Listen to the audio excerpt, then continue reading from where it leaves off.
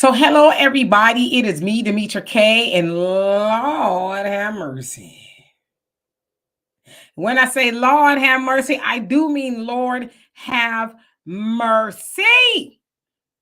As y'all can see, I'm sitting here with Donovanisha, the recovering, the recovering Democrat. It's more like Zaddy. It's giving Zaddy. Got it. I was thinking maybe like Black Andy Warhol or something. Donovan, the recovering Democrat Sadiq, who has pleasantly, or maybe not pleasantly, surprised us. And this is the Demetra K Show, where we promote Black love, knowledge, and understanding of all things that go on in the Black community to make us an even better people, with the emphasis on even, because we are great people. We can always try to do better. I'd like to also say a big giant thank you, hello, and welcome to YouTube, Facebook, Twitter. You are the other side of the conversation. Not only are you viewers, but you are participants, and we consider you family. Sometimes we share the link for you to come up here and voice your opinion. All I ask is that if I have not seen you here before and your screen looks like this, please show me this before I bring you up. And if you are not comfortable with showing your face, then you can blank your screen back out. But I need to verify that it's you and not somebody else, because y'all know we had some shenanigans go on and I'll forever be scarred. I also ask that if you have said the same thing before, you don't have to come up here and say it again unless it calls for that. But if you have something to add on the conversation, please come up here and contribute to that. The other thing that I have to ask, unfortunately, have to add this into my spiel, is please no cursing or anything like that, because I got in a little bit of trouble from YouTube one particular time not too long ago. So I know sometimes it's kind of, we want to let one rip or whatever, but let's try not to. Let's be a little bit more here and not here, so that we can continue to do this thing here on YouTube. Today, honestly, I didn't even know what we were going to talk about. And then the last minute, I got a Hail Mary, which is kind of why we're here late. But of course, there's a lot of this fool. I hate you. There's a lot of stuff still unfolding with the whole P.Diddy thing. And I'm going to get into that. But I wanted to call this one For My Man edition, featuring Young Miami caught up in the world of Diddy, because she has also been listed in that infamous lawsuit and now federal investigation, accused of doing something for Diddy that, you know, could have some negative ramifications for her. And so I want to talk about what happens when you know, who riding for your man and all that other stuff. I also want to make this a respectful conversation. I know there's some people on here that's going to say, well, we got to talk about that. And you know, it's a distraction. Okay. Maybe this conversation is not for you today, but I'm actually going to go somewhere with this. This is not for gossiping or something salacious. This is for a lesson, because some people may not know what we're going to discuss today, okay? So if we can all be grown-ups, have a grown-up conversation without it going to the left or to the right, I would love and appreciate y'all for that. And I'm telling you, I would love to dance and maybe even sing at your wedding. Hello, congratulations. You know what I'm saying? I could do it all. Donovan. Good evening, America. In the news today.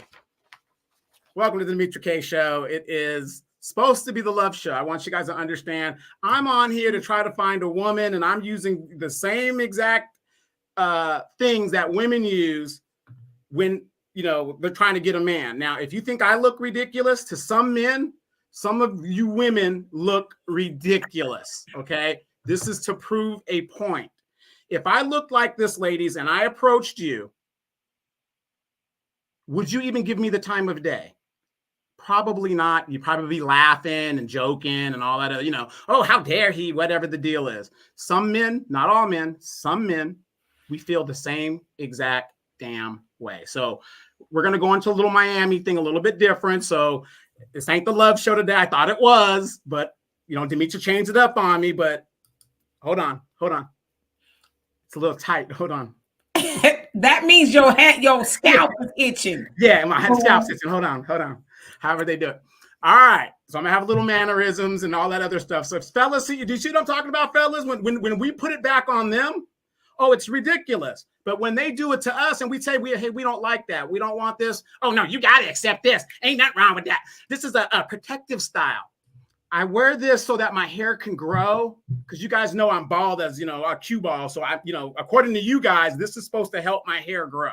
So that's another excuse I have for why I got to look European or whatever I need to do. But anyway, all seriousness, welcome back to the Dimitri K Show, you guys. 100% of a donation, if you guys use that application at the bottom of the scrolling banner, 100% of your donation goes to Dimitri K, and we really do appreciate it. And we thank you guys that have been donating. Lord knows the rent is due, and the rent is high. So thank you guys for donating to the channel. Also, do not forget the African Diaspora News channel. You can download it on Google Play, the App Store. You do that, a lot of great stuff. You can also continue to see Dimitri K in some of the videos other than what we talk about here that she talks about in regards to the African diaspora, what's going on in Haiti, what's going on in Africa. It's one way to do it. So again, this is going to be an interesting subject. We're going to talk about young Miami, and I'm not really up there with the city girls, but then again, some of you women that are my age, y'all got y'all little city girl wigs and stuff and out there still trying to compete. So let's do it, girl. Yes.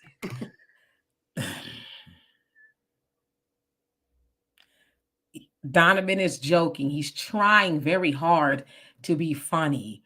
He thinks that he's proving a point to the ladies of how the men don't like it. So now how do you feel? I'm like, well, I mean, if that's what makes you feel good, do you, boo?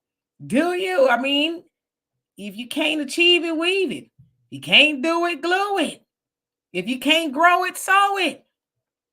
Shout out to Fife. You know what I'm saying? You know what I'm saying? I just want to say this, fellas, if you get a clown like this, she's your queen to be. A queen for much affection. To use at your discretion. Shut up. Hey, Quita, how you doing? Rashad, I hope you're doing well. So I'm surprised they were dating. It seems to have a preference for non-white, racially ambiguous women. Yeah, that was kind of weird, huh? Roa, how you doing? It says Rip Vesta Williams. Yes, with the congratulations. Iconic song of kicking in the dough. What you mean you're getting married? I thought it was going to be me standing there with you. How many people have actually gone through that? You know? Anyway, Beverly, how you doing? And Easy E, how are you doing? Andre and Eason Wani, hope you doing? How you doing? He says, oh, thank God. They're relieved that you were joking. Al, how you doing? Said Donovan, you look like Dimitri Reeves. Yes, Dimitri Reeves is out here. He's a dancer and he wears a plethora of wigs, but he's very famous though. I can see the correlation. Emelinated, how you doing? Says the wig is crazy 100. You think? Black America says, I bet his head is hot as hell. Mello, how you doing? He says, okay, I get it now. No, we ain't with it though. Samuel says, hello, good afternoon, Dimitri, Queen Dimitri. How you doing? Thank you so much. I appreciate you for that. One who cares. How you doing, okay? Everybody's like, okay. I thought you was making an announcement on the Dimitri K Show. Got an exclusive. Hey, Thunder, how you doing? Clubber Lane, what's going on with you? Say, look like Randy Watson. You mean Randy Watson with the curl? I believe the children. Jenny from the block, how you doing? Yes, Donovan ain't got no sense. Let me tell y'all something. This fool went out to dinner or lunch with my daughter and I wearing a wig. It didn't look like that though. It was a nappy, curly wig. My daughter was devastated. I laughed. I thought it was funny. Sagittarius Goddess, how you doing? Said, I'm sure some females would still try to get with you. I don't know if they would be black, but they'll still try it. Right. How much money you got? Yeah, I'll endure the wig. How much money? Metamorphosis, how you doing? Marcelli says, I remember doing that to my head. And Metamorphosis says, hey, y'all, I'm allergic to wig, weave, makeup, bacteria, fake nails. Damn, you don't want nothing on your woman, huh? Benito, how you doing? Says Demetri, greetings, my queen. Will you talk about the migrants today? We'll talk about everything, but of course, I want to get into this subject. And let's see who else came on here. King Buck Wild, how you doing? It's been a long time no see. Who else? Miss Sweet Talk, how you doing? Kevin Johnson, what's going on to Juana? I hope you're doing well. Internationally known, how are you? Grogu, did I say hi to you? How you doing, by the way? Arneba, who else? Jay, the dancer. How are you, Corey? And Mike Nice and Ragnar. Yeah, he says, give Joy Reid her wig back. All right, let's get into why we really here. Lord have mercy. You know, I never thought about that. That's right, Joy Reid. But here's the difference. I got to pull it up in the back so it looks like that. Now I look like Joy Reid. And ladies and gentlemen, this is why doves cry. I'm sure of it now, okay? Anyway, all right, let's get into it. Now, I'm going to actually read this from, because I'm lazy today, right? This is coming from Hot 97, and I'm sure they got it from somewhere. But anyway, Young Miami, who is one half of the City Girls. Carisha is her government name. Don't ask me what her last name is.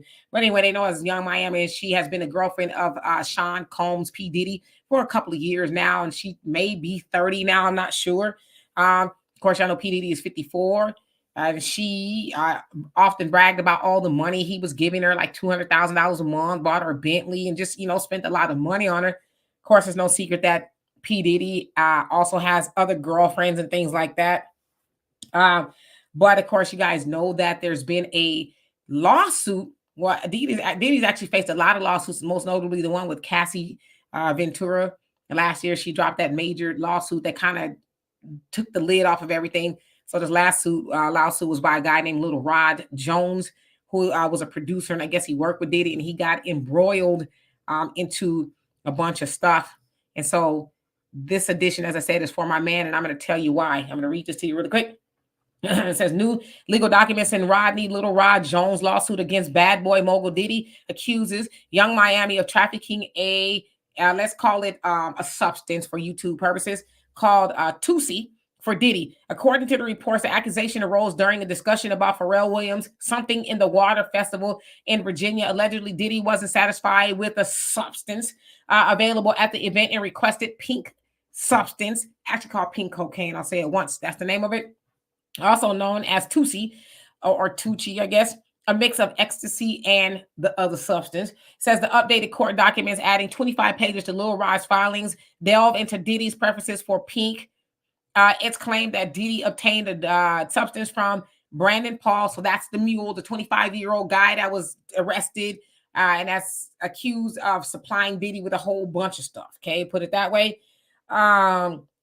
It says there's alleged mule who was also recently arrested. However, the filing asserts that Young Miami ultimately supplied the substance. Okay. So it says, according to the court filing during rehearsals for something in the Westival, Lil Rod witnessed Diddy indulging in the substance when Brendan forgot to bring the desired Tusi. Diddy's assistant, Christina Coram, called Young Miami, who then transported it on Diddy's private jet from Miami to Virginia.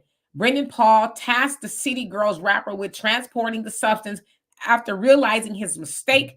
Additionally, Little Rod alleges that the members of Diddy's team secured other substances for him, including ecstasy, coca, GHB, and ketamine. Okay.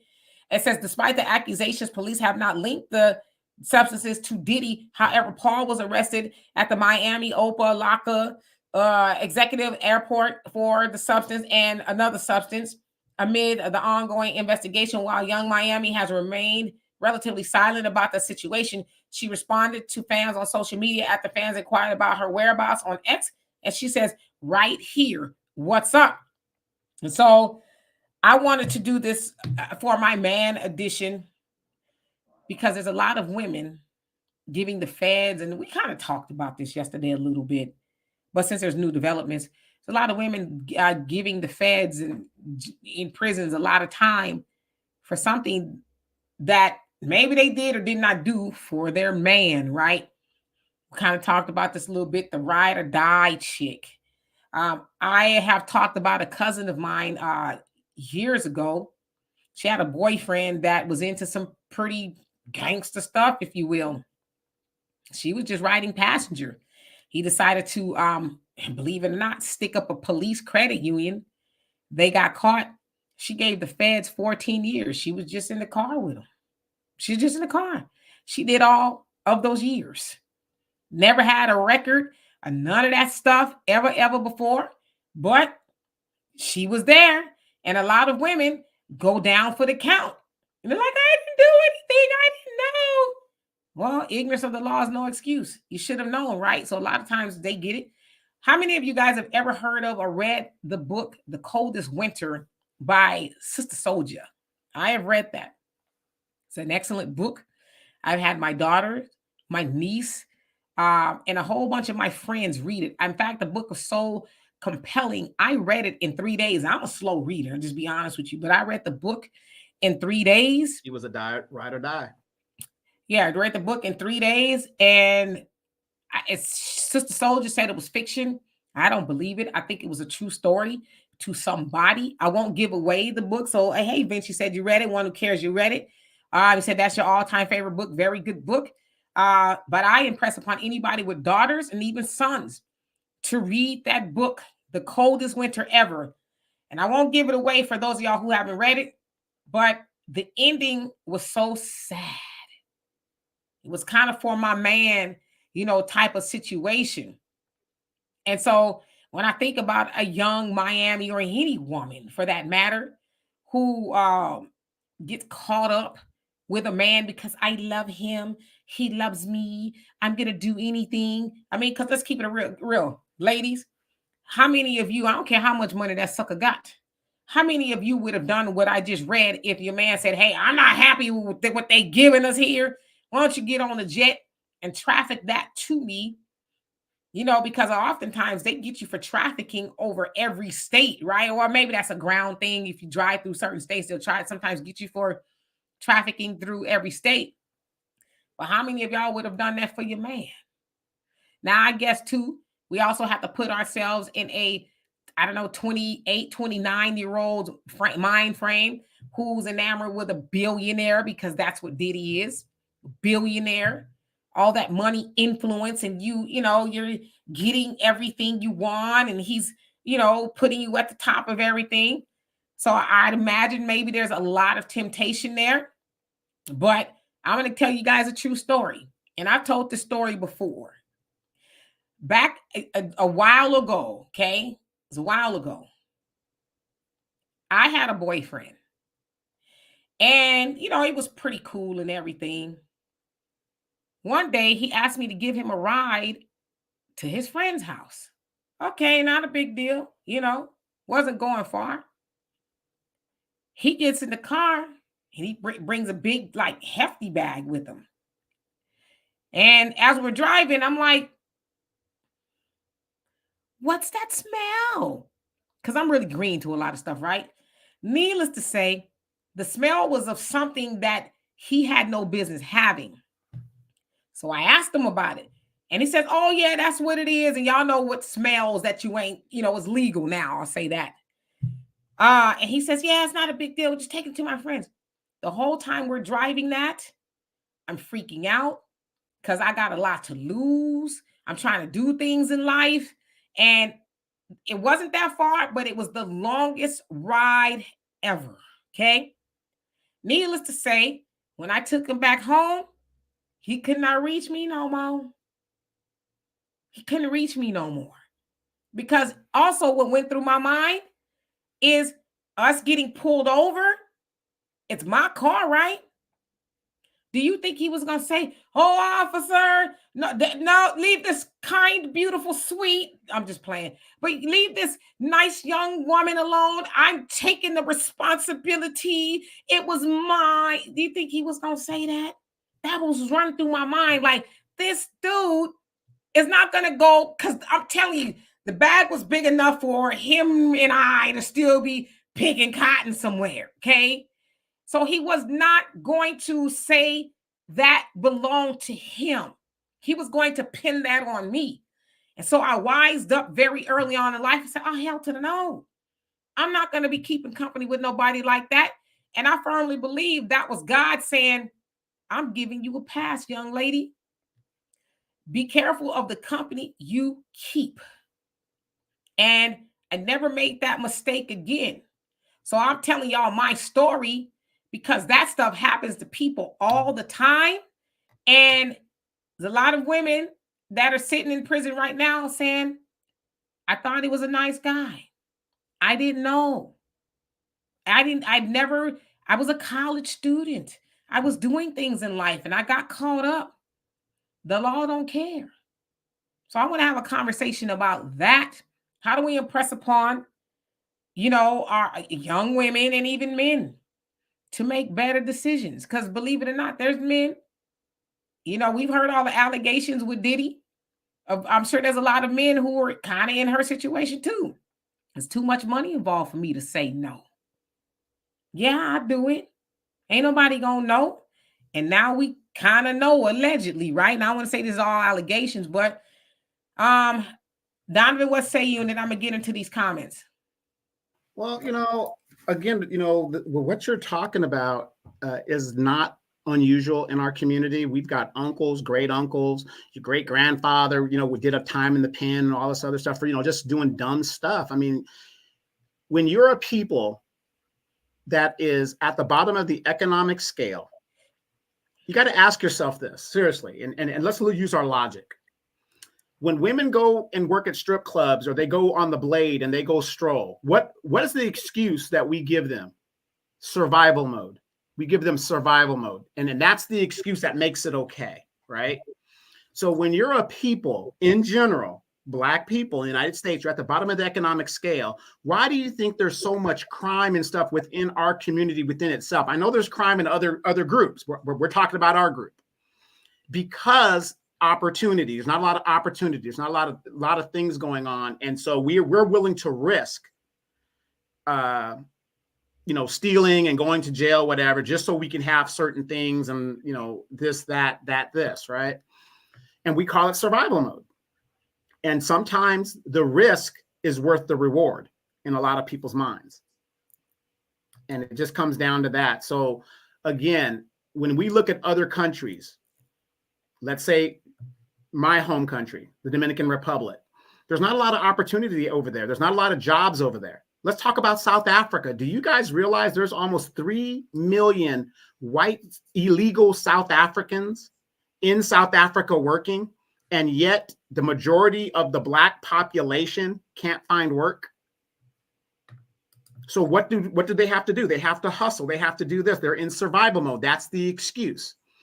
Dimitri, remember a few years ago when I told you I had a troop that wrote me a letter. She found me. I was running for office at the time. She found me. I remember that. Yeah, she found me, through the newspapers and internet, whatever they do, and she wrote me a letter. And she told me she was in prison, in the women's prison, not far from where I live.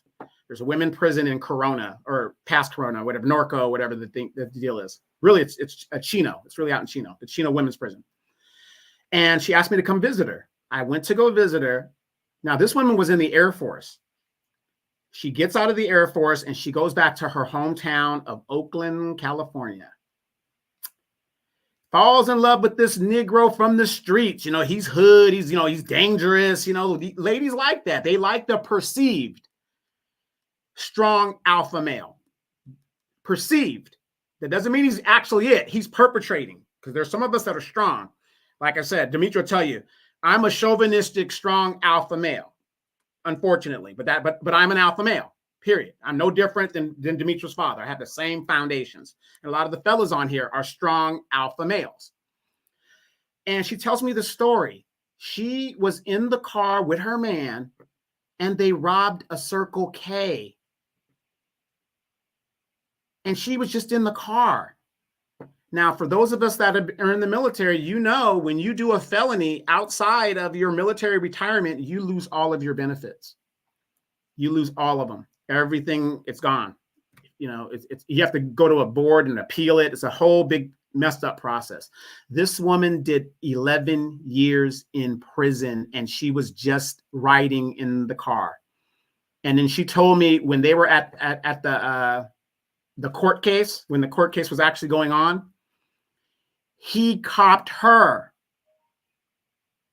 and their friend as the culprits. He was like, I'm not even with it. And she was so devastated. Her family was so devastated. And she ended up, I mean, she did a lot of time. I know she's recently out. She got out maybe like 3 or 4 years ago. But when she went in, she was only 23 years old. It's sad. 4-year man, exactly. But again, something is programmed in ladies, just like in any other mammal species, they are attracted to the strong alpha male. Show me a woman that's attracted to the Anton. Yeah, girl, yeah, you could hang out with them, but we're talking about you want to mate with that guy. It's something that's programmed in women. Just like I keep telling you guys, men are programmed to sleep with as many women as we can because we're programmed that way. It's just the way it is. So it's very unfortunate. But yes, the fastest growing group of people in prison in the United States is Black women. Why are some of those women going to jail? Now, we know weave and hair bundles are expensive. These young girls are stealing weaves. I mean, just ridiculous stuff. Beauty products. It ain't like food. It ain't like, you know, something for survival. They're stealing vanity stuff and they're getting felonies and ruining their lives. See, but the good thing for the ladies is this. At the end of the day, you can marry well if you know what you're doing. It doesn't matter how many felonies you got. But men, we are always being held accountable for everything that we do, no matter what. If we're not paying our child support, not taking care of our kids, we're being held accountable if we like it or not. So again, it's unfortunate, but this is where we're at, survival mode. And if you guys sit here and keep thinking, oh, Black people, we're doing this and we're doing that. You can't take a few Black people that are entertainers, and some of the boule class that's leading us astray and talk about Black people are doing well. As a people, we are not doing well, and we are now a permanent underclass. I'm not saying accept it. We need to do something about it. But the fact of the matter is we have to start where we are at, period. Absolutely. Lynette, how you doing? And Charles, how you doing? He says active duty and catch a charge. You can get double the time she could have got 20 years. Yeah, because in the military, you're in the military role. The military gets you, well, the civilians get you first. Once you do your time there, then the military gets you. So, man, then they kick you out. Abdul, how you doing? He says, I meant to say, why every time you all talk, y'all always have to bring up what's going on in Africa to compare it to America. Who did you bring up something about Africa? Yeah, when I talk about the African Diaspora News Channel and what's going on in the diaspora,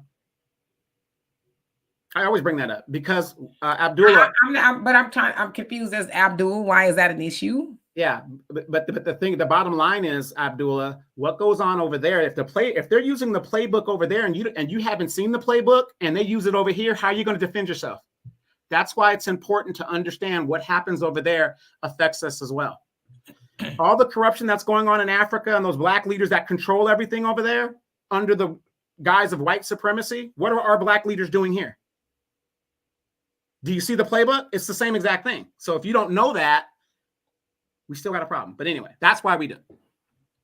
Yeah, oops, I'm good here. Elton, how you doing? Says, hello, everyone. Glad to make it at home sick. I hope you are feeling better. Eventually, I was sick for the last 2 weeks. Today is really the first day where I have felt myself. So I know how you feel. Says the story is a trip. Homeland Security is worried about Puffy, but not the border. This is just another distraction tool. I definitely, well, yeah, you know, I'm not one to discount things. I think all things are possible. And I've also, and I guess maybe we could talk about this as well, because I'm just a little perplexed, if you will.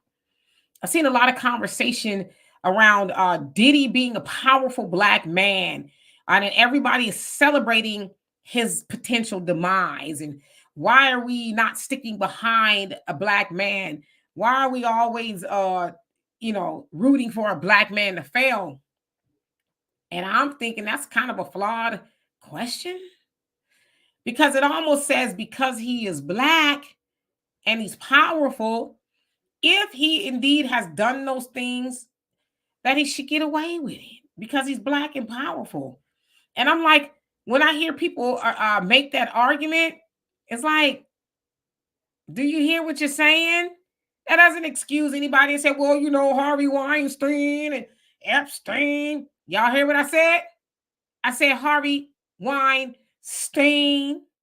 I said Jeffrey Epstein. Now, ask yourself that question again. Why do they get away with it and we can't? Remember what I just said. And the other thing is, remember, see, this is where the Democrats, I'm going to bring them in just for 2 seconds, because I really want to talk about that necessarily tonight. But this is how they get black people brains booted. You got democracy. Democracy's in danger. You need to protect the soul of the country in democracy. Well, let's break it down. Democracy means what? It means you have a say-so. Now, if you're black and you're happy, ask yourself, when have you as a black person in America ever had any say-so as to how this country runs? When? All right? Keep that in mind. Now, when you go back to the original question of why do they get away with it? Because they have democracy. They're the ones that are writing the rules. White supremacy has always written the rules to benefit them.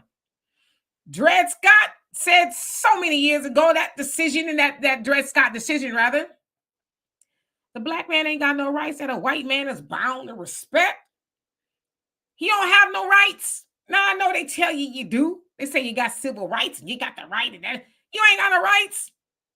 That's why you as a black man, or the Diddy as a black man, cannot do what he wants to do, because this country ain't for him. I don't care how much money you got. There's been many a black men. OJ is the best example I could think of. They ran around calling that black man the mayor of what? Brentwood. He was the mayor, unofficial mayor of Brentwood, because, you know, he showed everybody. All the cops knew him. All the cops knew him. He showed everybody all 32 of his teeth, and he ran around with his, as Umar would say, a snow bunny. And they loved him until he was accused of doing something to that snow bunny and her boyfriend, or whatever the case is. And what did white supremacy do? They reminded him, oh, you ain't one of us. Fortunately for him, though, the law kind of benefited him, but they did not forget.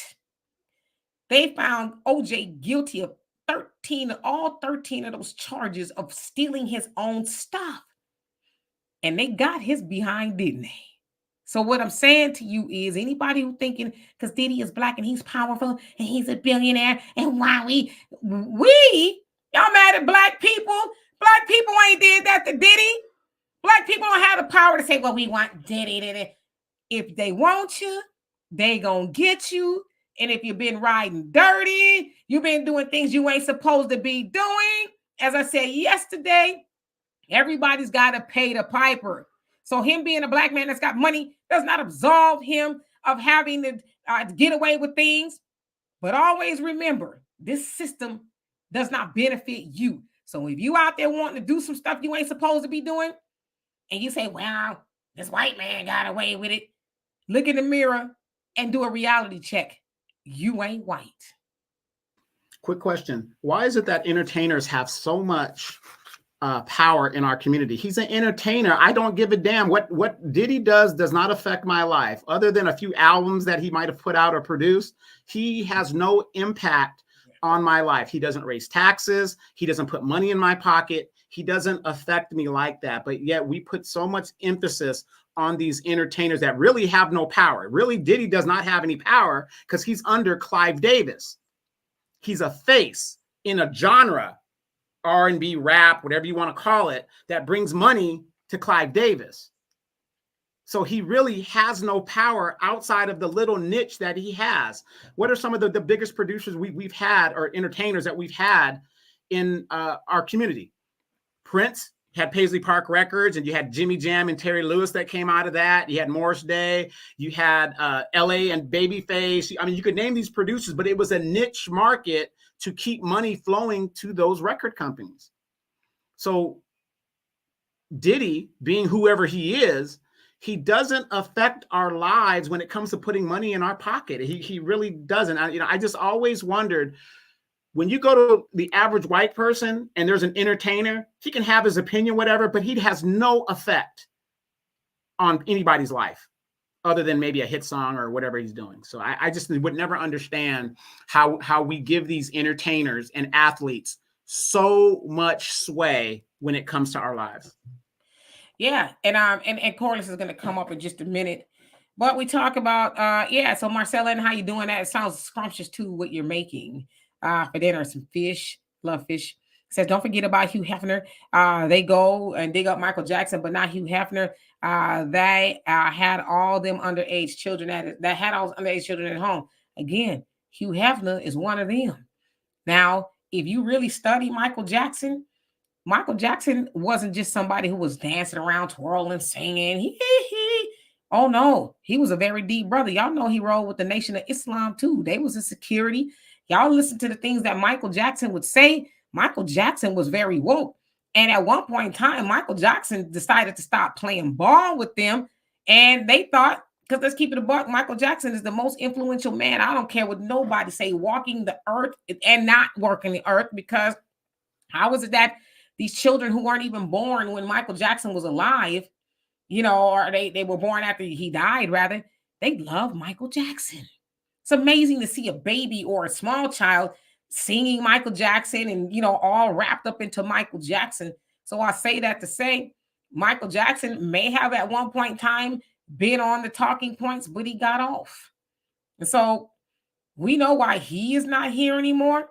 But Hugh Hefner was one of them. They write the rules. That's me and Donovan argue a lot about when you talk about how, the women are using the system and all this other stuff. And I'm like, bruh, who writing the laws? That's white men that's writing the laws. Like in Kentucky recently, they made it a law to where a woman can go after a man for child support upon conception of the baby. Ain't no woman wrote that. There's more men in the legislature, in statewide, federal, than there are women, but somehow women get the brunt end of that.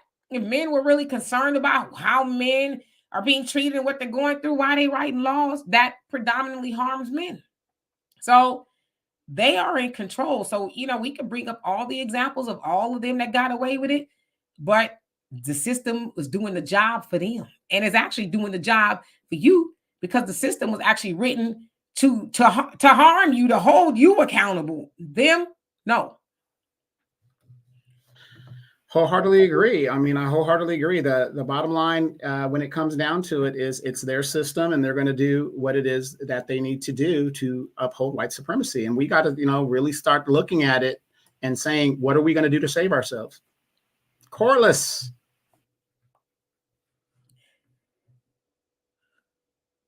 She got to unmute herself. Hi, y'all. Hey, how are you? I'm good and tired. Just worked out, but I feel good. All right now. But it's so funny that y'all are talking about these people, because what was it? I think like maybe 2 days ago, I was sitting at my desk and my grandson walked in and he was like, Nana, he said, if R. Kelly had a concert, would you go? I said, hell, and yes, absolutely, I would. He looked at me like, what? I said, look here. He has great music. Yes, he has some issues. Everybody got some issues. Okay. And like I had to tell him, at the end of the day, he wasn't the only one that played a part in what happened to those children, right? Them girls. Because as we see, when stuff started coming out, the mama was egging her on to go talk to him dirty and all kind of craziness. So you selling your kids for some hot sex and a few dollars, and then when the money run out, now you want to be, oh, he took advantage of me. Girl, shut up. And I'm a woman at the end of the day, but it happens all of the time, right? So, okay. Another thing, like you said, yes, Black folks have money in America, all over this continent. Beyonce, Jay-Z, all of that. But guess what? If she gonna do something, her money ain't gonna buy her out. She got a light pigment, but she ain't got a white pigment. And that's just the bottom line. Yes, she has money. Yes, she's very powerful, influential. I won't even say powerful. She's very influential. Okay, we get that. A lot of people are. But at the end of the day, once again, what do y'all do for any of us? Nothing. Because if they come cut your power off, I ain't see her strike up nothing when it was freezing out here in Texas, her hometown. Can I ask you a question? Can I ask you a question about Beyonce? When her daddy needed to pay that back child support he owed for those illegitimate kids, she didn't give him one dime. I don't blame her. And she didn't. I don't even think she acknowledges them. I don't blame her. Look, what my grandma used to say, I ain't getting none. So that ain't my responsibility. I ain't getting none of that feeling while you was over there hitting them guts.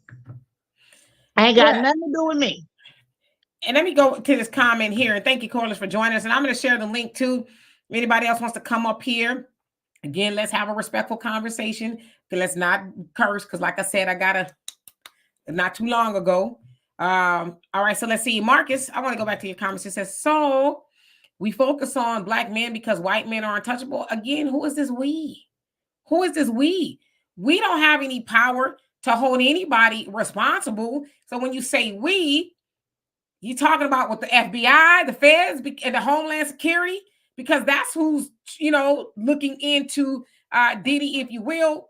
But the question I have, if Diddy is accused of doing those things, because it's all allegations now, he did it to mostly Black people. Y'all don't care about them? Do y'all just care about the one Black man that's got all the money and you like him dancing all up in the videos?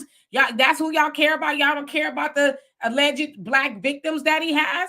What are we doing here? So when you say we're not, us focusing on Diddy, what is that doing? We didn't, Black people, this is not even a Black people issue, if you really ask me. Because why is it that we tie all the nonsense that Black people do or a Black person does to all of Black people? I think regardless of who it is, we should be wanting justice if somebody was done wrong. Because God forbid, that was your daughter, your son, that was embroiled in the Diddy stuff. You would want justice for them, so I don't know. Let's see here. And OG, how you doing? Says, I think the Beehive would break Beyonce out of prison. You ain't lying. Black America says, with Black women only who listen to her. I don't know what you're talking about. Only Pamela's Way. How you doing? And let's talk about the Beehive. There's also an allegation in connection that Jay-Z might have been on the same lineage as P.Diddy, allegedly, on this thing as well. So, it's kind of funny how the entertainment, all of these, other than 50 Cent, all of these music moguls are quiet. 50 Cent's been like, yeah, this is what's up. This is what's up. Have you guys noticed that? All these other moguls are quiet. What's going on with that? Because they all in there swinging together. And it's so funny. It's crazy because something just came back to me. So I had a person that I know went to one of these elaborate parties with some very known basketball players and everything. They in there swinging and slanging all on men, married. So I'm just sitting up here like this. When you are invited to these type of events, when you get the phone call, what's going down and who's sliding up. So it's not like you're going in there blind. You know what goes on in the majority of these parties. They swinging. That's what they do. This is the lifestyle that they live. But because you want to get in where you fit in or think you want to fit, And then when you go there and something happens, oh, well, I didn't want that, then you shouldn't have went. And I'm not saying everything is okay, but I tell my daughter all the time, okay? She gets invited to some very upper class, upper scale places, and she know better. Because like she said, Ma, you don't know what they'll put in your drink. Somebody offer you a drink, you'll be on the side somewhere, they'll be in drug you somewhere. So if she knows, and she was in her early 20s and now she's 29, if she knew then, you think these older people don't know what be going on? They know. I have another thing to bring up. Russell Simmons, Demetra, what is your thought about that? I mean, is he not banned overseas and refuses to come to the United States on some allegations that are against him? What about Russell Simmons? Here's another music mogul within our community, Def Jam Records, the founder of that, brother of Run DMC, all that other good stuff. He is overseas under allegations of misactions. I think about this. When Farrakhan was on Arsenio Hall's show, which was one of Arsenio's last shows, Arsenio asked the minister about OJ. He says, what do you think about it, or something like that? Do you think he did it? Farrakhan says, I don't know if he did it or not. He says, but if he did it, he's got children. It'll come back to him. Nobody escapes, what they do. So I say that to say, I don't know if Diddy's guilty. I don't know if Russell's guilty. They know. I tend to think maybe Russell Simmons, I don't have any inside knowledge of any of it, but I think Russell's situation may be a little different. I don't know. But they know. God knows. Karma knows. The universe knows. And nobody gets away with it. I know sometimes we think they do, but sometimes people get their get back or their punishment, and you will never know about it. Because seeing people get what's coming to them, that's not a privilege to you. That there's no guarantee you're gonna have a front row seat to see how they were paid back for the wrongs that they did. But I don't know if Russell did it or not. But I know, he's over there in Bali because he's like, you ain't finna. But I heard that they served him some sort of a warrant or something in Bali. So I don't even know what kind of extradition policy or whatever they have. But Russell's like, no, I'm over here in Bali now. Thank you. Because wasn't he dating his ex-wife when she was around 16 or something like that? You know what the allegation is? Most of them were dating somebody who was not an adult. Right. So but the other thing too is I'm not making excuses, but in those circles, they don't necessarily operate the way, I don't want to say regular people, but people who are not in those circles. I'm not saying it's right, because you got to remember they also have parents who are like, oh, I know my daughter's 15, but that's Jay-Z. Kelly, go right on ahead. Right. I'm gonna, even though you just got this Aaliyah thing, I'm gonna leave my 15-year-old daughter in the studio with R. Kelly and go about my business. Right. So, and I'm not saying any of it is right. I just like to look at things from all angles. Again, nobody knows. I just know this, and I think we all can agree on this. Somebody keeps saying the same thing about a person, different people. It might be just a little bit of truth to it. It might be. Listen, think about Diddy. All those people saying he cheated them out of money. Y'all think they all got together and decided to say Diddy cheated them out the money and the masters and did all those things, and they all got the same story. All of them are broke. I mean, so some of that I would imagine is probably true. I don't know. I'm gonna say this, and I know it to be very true. This is about me. So I like older men. Always have. Even young, doing stuff I ain't had no business, right? When I was 17, my oldest daughter's father is 34. I didn't live at home. I lived on my own. I took care of myself, right? I wasn't the only one, because we just found out like recently he has a daughter, and I want to say that the daughter is maybe, she's probably about 42-ish. So I always heard that he liked young girls. Yeah, everything fell out the bag when he died. We found, but you just know by seeing the pattern. It's just like what Maya Angelou said. If somebody shows you who they are, believe it. Yeah. It's that simple. Yeah. And if you guys want to come up, I'll put the link in, I'll put it up again. And, Corliss, like you said, I think there is some culpability of people who go to those parties and they know how to get down, gets down. But I think there's that other side of it for people who are like, hey, I ain't come here for all of that. I didn't come here or try to come work for you. And you act like with Cassie, we'll never know all that happened. But she was a young woman. I think she was legal when they got together, whatever. She originally went for a record contract. And then it ended up into all of that. Diddy being, much older than her.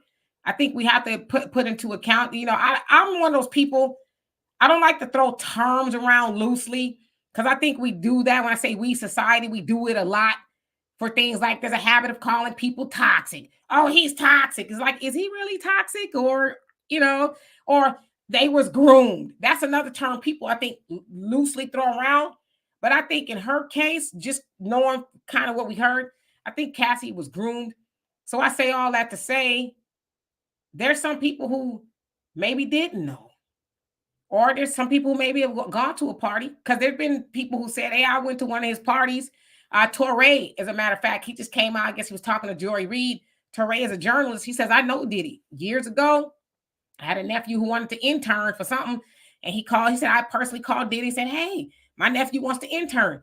And so he said his nephew went over there. And then the nephew decided not to intern. And he said he asked him why. He said he didn't tell him. But years later, he told him it's because Diddy said, I spend the night over here tonight. And the nephew said, no. He says, well, if you don't spend the night, then you can't intern for me. And the nephew was like, all right, then.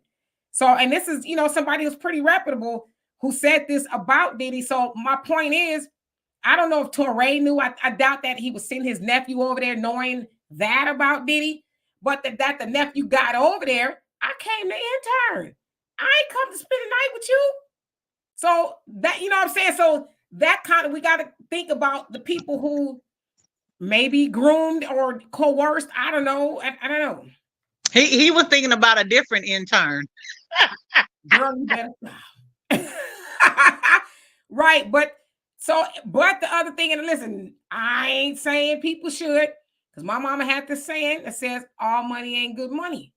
But to some people, we talked about this yesterday, the bag is so lucrative. Or take the other situation of a lot of those people we hear about a lot of times. Going in the industry, they broke. They ain't got no money. This is an opportunity for me to change my life, my family's life. And they might say, you want me to do what? How much? Okay.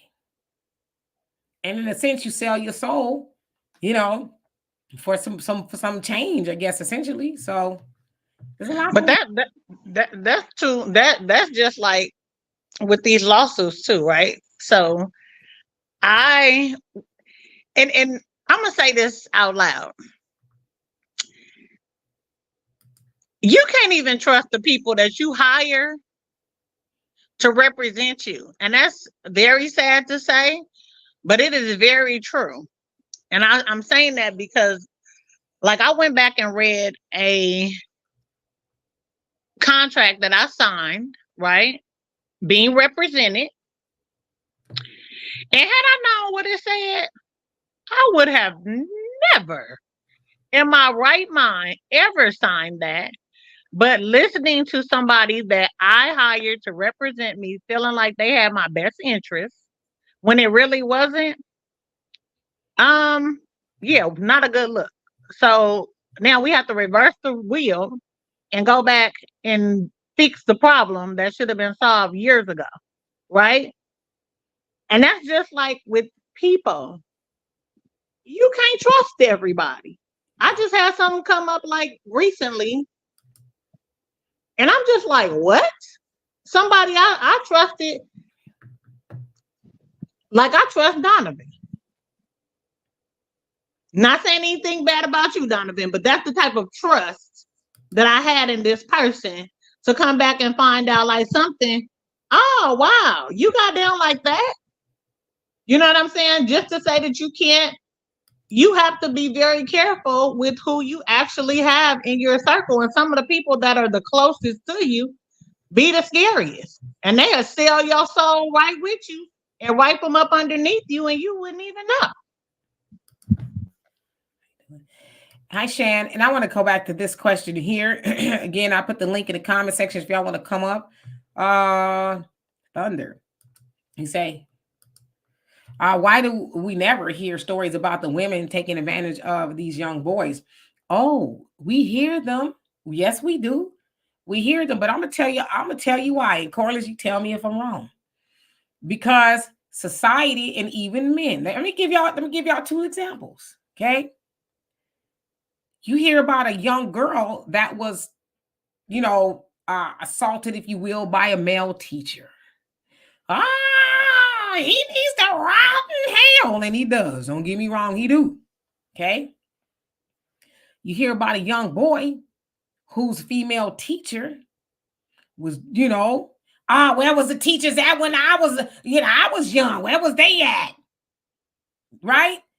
So I'm not saying it's right, because if I had a son and that happened to my son, they'd be looking for her, But the point that I'm making is society sees that different. When it's a boy, oh yeah, she made him a man. Oh yeah, he was lucky. When it was a girl, oh my God. So I'm not saying it's right, but society sees it different. You see what I'm saying? So we need to patriarchy.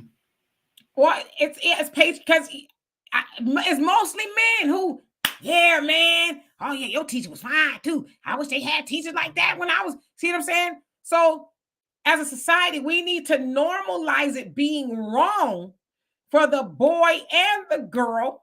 Because I'm telling you, I know men too. Most men I know have stories of when they were juveniles of older women, like in their older 20s and 30s, being their first time. They thought they was going with the lady, but she was abusing them, right? But they're taught that Miss Gloda Dean, yeah, that's how, what I'm saying? So hi, Miss Parker. See what I'm saying? So it's not that they don't talk about the women. They glorify it when the women do it to the men, but when it's the other way around, then he's a predator. But they're both predators. Right. Recently, Drea Michelle, the thought that's running out there, and that's my word, because I don't know what she does, what her skill is other than sleeping with people. But she's recently got pregnant by a 22-year-old boy that's the same age as her son.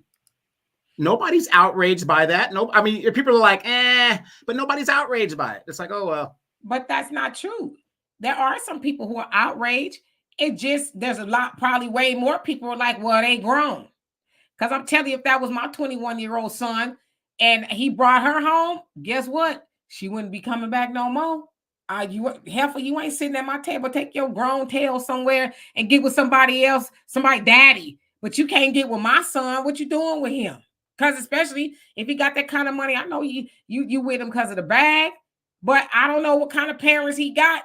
Corliss, I know your sons couldn't bring home no old heifer like that, and they balling, and you be like, well, what you want for dinner, girl? Girl, look here. My son couldn't even bring home different women. You got your microphone covered. My son could never even bring home different girls. And I used to tell my kids, girls and males, and both of them, all of them, don't bring them here if you don't want them to know the truth. Because I'm not the mama that's going to sit up and play in their face and kiki and ha-ha, and it's a revolving door for broads. Not going to do it. So the first time he tried it, and the girl said something, I said, oh, you didn't tell her about the girl that you tried to bring over here yesterday? She looked at me. I said, oh, remember, I'm a woman first. So what we not ever going to do is play games. No, you can never. An old woman, I'm struggling right now. Because the girl that she a grown woman, that my son is in a domestic partnership with, is damn near my age.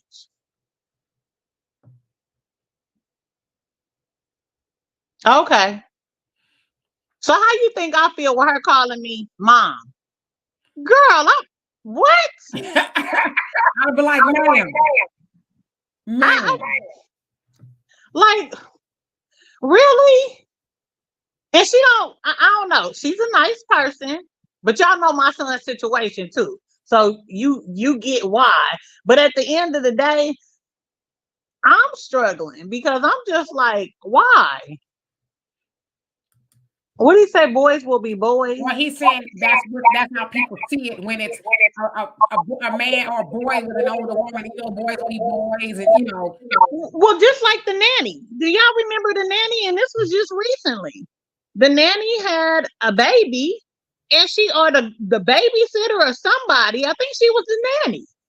She had a whole baby. And she brought the baby over, and the mom and them kept saying, oh, the baby looks just like the son. And of course, guess what? He underage. So the nanny then had a baby by the boy that you're supposed to be babysitting? Like, what kind of craziness? The teacher that had 2 kids by the suit. Mary Letourneau. Okay, so okay. No, that was back in the day, Mary Letourneau. Yeah, that was a very infamous case. A teacher, she actually had been after him since he was in elementary school. Oh yeah, she a for real predator. I would have dragged her to prison twice over it. Jeez. And they got children together. She's dead now. But the sad part about it is his mom went to her grave fighting for her son. Like, this is not right.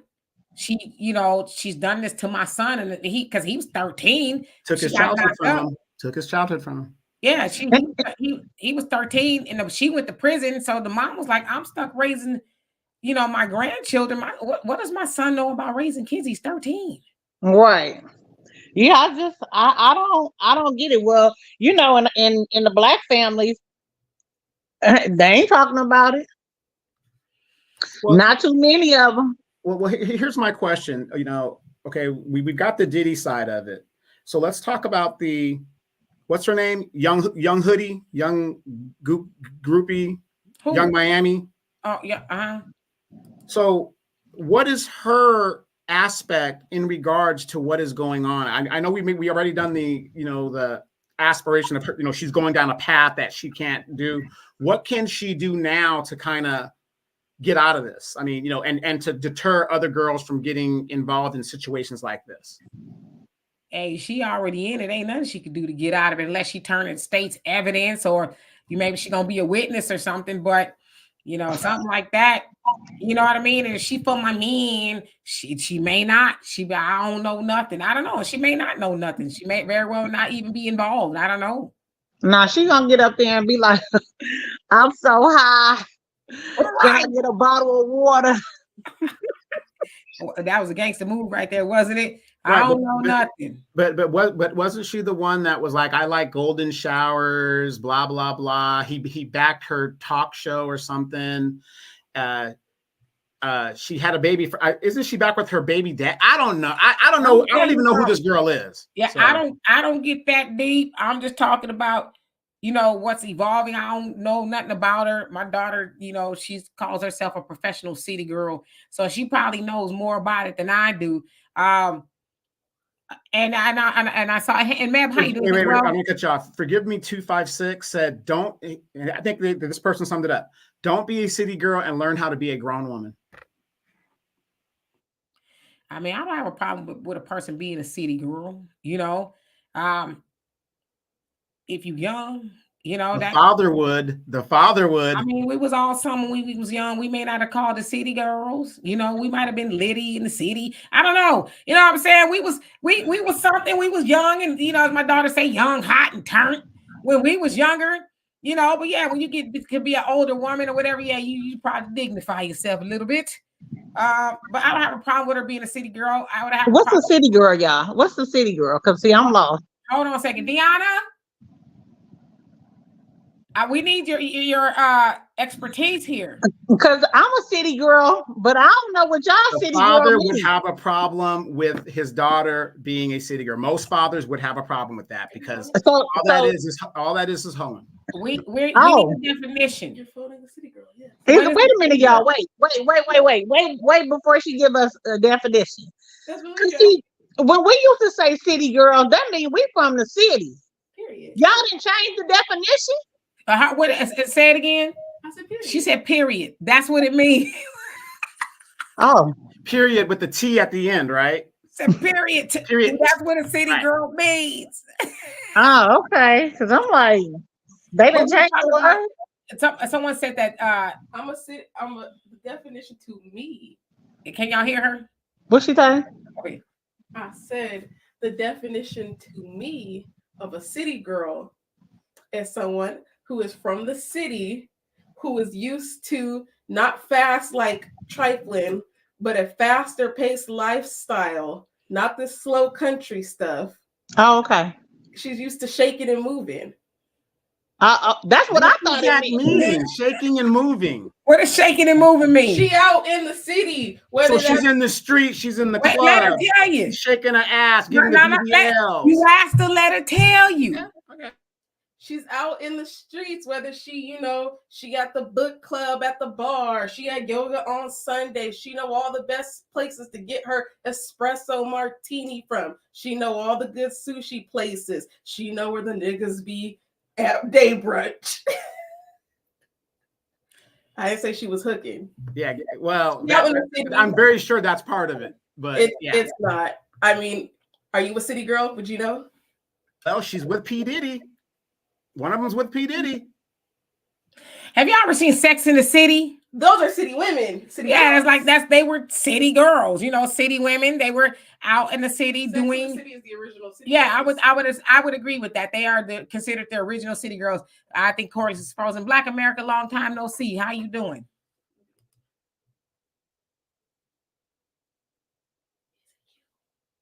Yeah, you there? He's not muted. Thundy says, DK, did you know? Is the chat slow down when we start talking about women being predators? What happens? Nah, did y'all hear what I said? I never excuse women. I never did. Matter of fact, anybody who knows me, and Donna would tell you, we talked about this plenty of times before. I don't think it's right when anybody does it.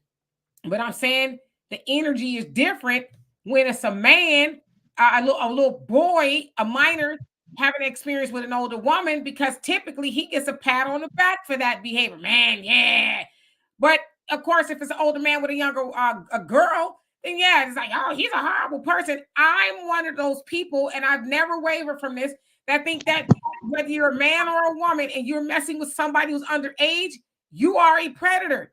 Your gender does not absolve you from that. Because like I said, I got nephews, and if I heard that somebody, an older woman, was messing with them, I ain't never caught no case, but I would have that day, because I would have rearranged and understanding what you're doing with my nephew. He's not even mentally, physically, or emotionally equipped to even be with you, you old heifer.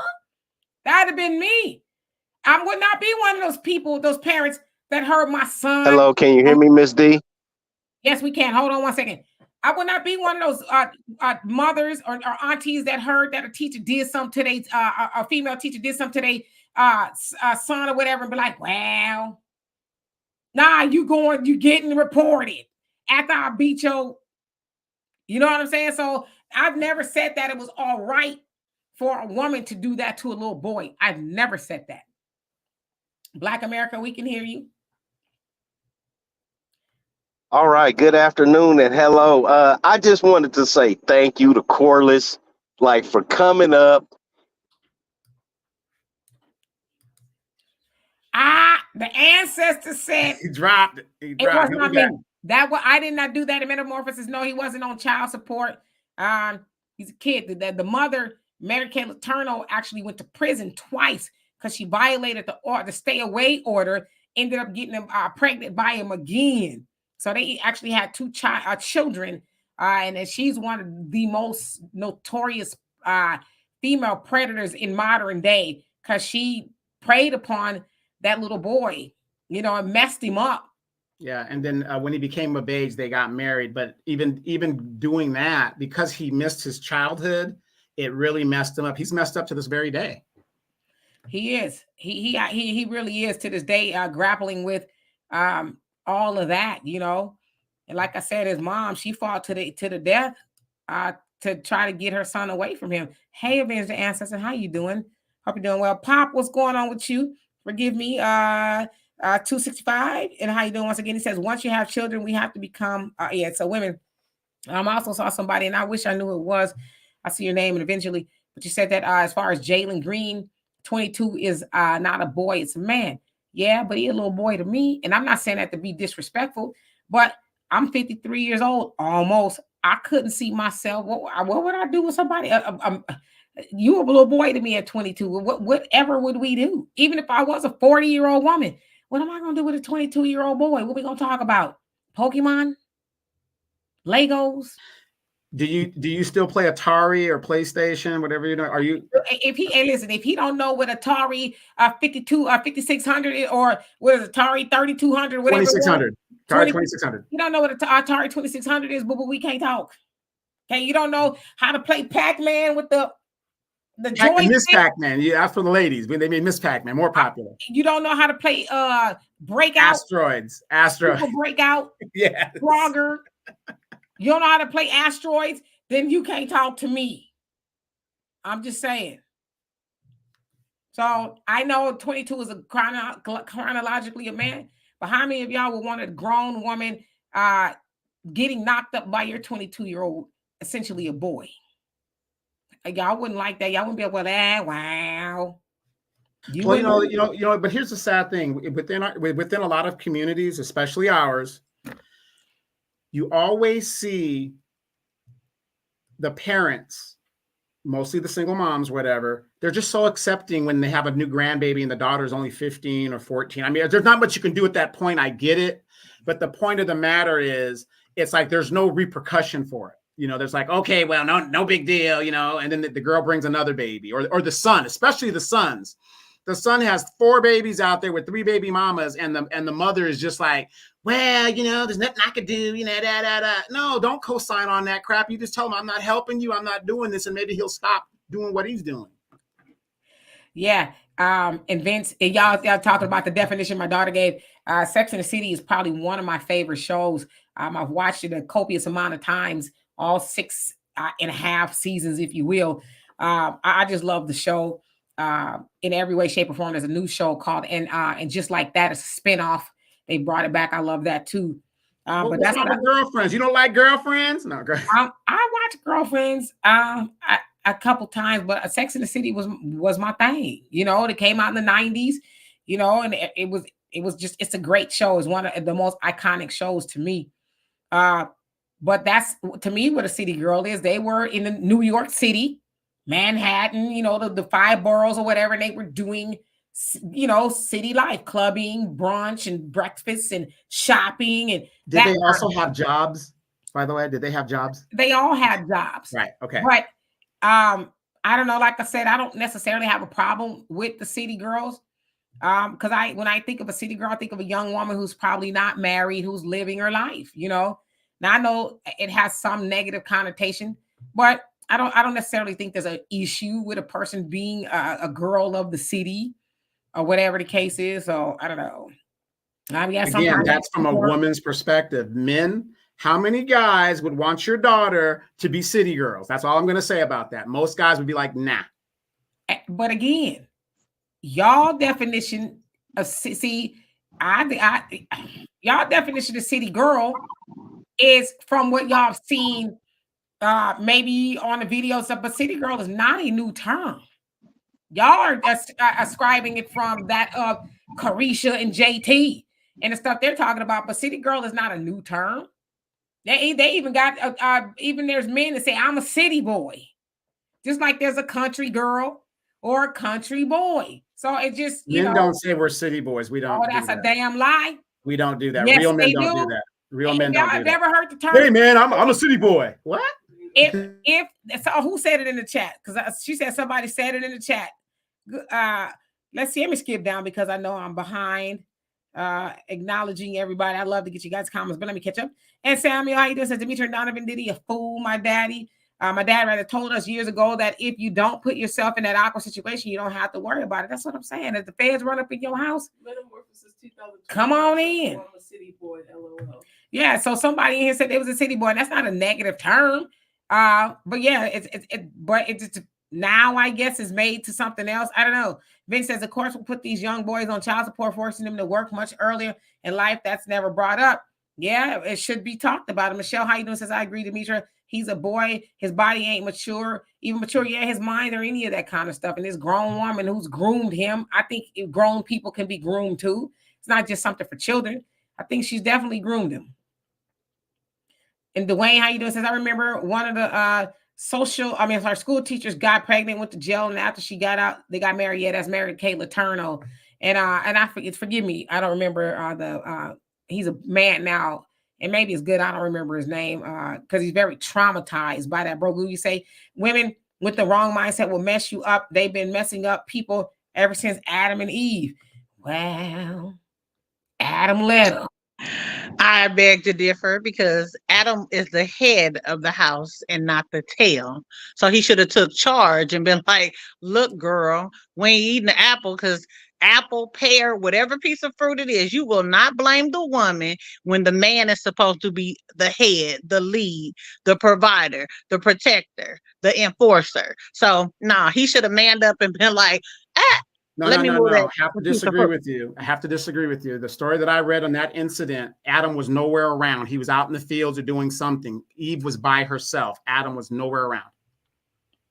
Okay, well, correct me then. But you know how they put the story that, she persuaded him. No, can't nobody persuade you to do nothing if your mind is already set. Come on, sis. Well, wait. Hold on. Let me jump in. Okay.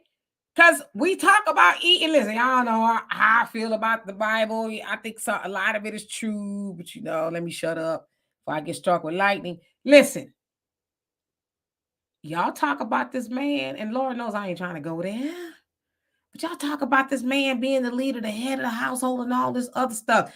And there's a lot of Adams running around today. Y'all like to blame women for something that y'all should have been like, listen, heifer. Didn't he say not to eat that apple? I'm not eating the apple. Now, if you want to eat the apple and get cursed and all this other stuff, you go eat the apple, but I'm not eating the apple. You know what I'm saying? Throughout the Bible, Delilah, Jezebel, and a copious amount of other examples where the man allowed a woman to destroy his kingdom. Now, for me, those are allegories for people to say, okay, as if I was a man and I can't claim to tote the Bible, I would say, well, the Bible is saying, don't bring a hard-headed woman into your house because she will destroy it. The Bible talks about a woman having the power to tear down a household with her tongue, and she can build it up and all this other stuff. She has the power to do that. But as a man, in the Bible, it talks a lot about, don't get me on no soapbox. And the Bible talks a lot about wisdom and knowledge, Proverbs, and what's the other book, Psalms, and all of that. They talk about wisdom and knowledge, right? So with that, the man is supposed to use wisdom and knowledge. You guys in 2024, stop getting with women who will tear down your household. You're supposed to get to know her. If she's an Eve, then you say, you know what? Take your little raggedy apples and go somewhere. But I'm not going to partake in your apples. Because if you the man and you the leader, if she won't follow your lead, then that ain't your woman. But stop blaming women for the downfall of men, because that man could have said no back in the Garden of Eden, and he could have said no now. If I present you an apple, and there's an apple from the tree you're not supposed to touch, how do I know the difference? You don't. So again, she didn't explain. Wait. She didn't explain where she got the apple from. What did God say? What do you mean? What did he say about the tree? Do not eat of that tree. So if he told them not to eat of that tree, did she tell Adam where she got the apple? Okay, she did not. Listen, what we gonna do? I'm not gonna do. I'm saying we ain't gonna argue the Bible, but he called it what? What did he call the tree? The tree of knowledge. And he said not to eat from it, right? So if I know that is a particular tree I'm not supposed to eat from, don't you think I would also know what's growing on that tree? Now, some people say that it wasn't an apple, that it could have been anything. People were saying that it's an apple. That's the example that they're using. So it could have been anything. So the point that I'm making is, you think Eve only knew and not Adam? And the other thing is, if we want to extract something from that, if God told me don't eat from the tree of knowledge and I didn't know exactly what the tree of knowledge was, I say, heifer, did this come from the tree of knowledge? Yes, it did. Oh, I'm not. So you got to ask questions. What's behind the booty? What's behind the apple? Here's the bottom line, and I know you women don't want to accept this, and I'm gonna speak as a man because I'm the only one up here on the panel right now. Here's the bottom line: women have always destroyed men and set them up for destruction. It's been like that since the beginning of time. Show me any great man in history where a woman has not brought him down. That is how the system is set up. That is the Achilles heel. That punani that you guys run around with is a man's Achilles heel. Caesar, you name all the great men through history, it's always been, their downfall has been in some way, some form, a woman. And that's just how it is. So you mean so what I'm saying is, it's not that we're blaming women. This is how it's set up. So you mean to tell me, because in a nation they say study history. You went through all the periods of history. And you mean to tell me, as smart as you men are, and I believe y'all to be very smart, y'all haven't learned from history of all these women that's helping tear down men. And that's why the patriarchy is very strong outside the United States, and we're getting back on code. The laws are starting to change now, and women are up in arms. Where was that Garden of Eden? It was in Watts, Los Angeles. You were damn lying. You know damn well it wasn't in San Bernardino. Okay? My God. Black America, you back?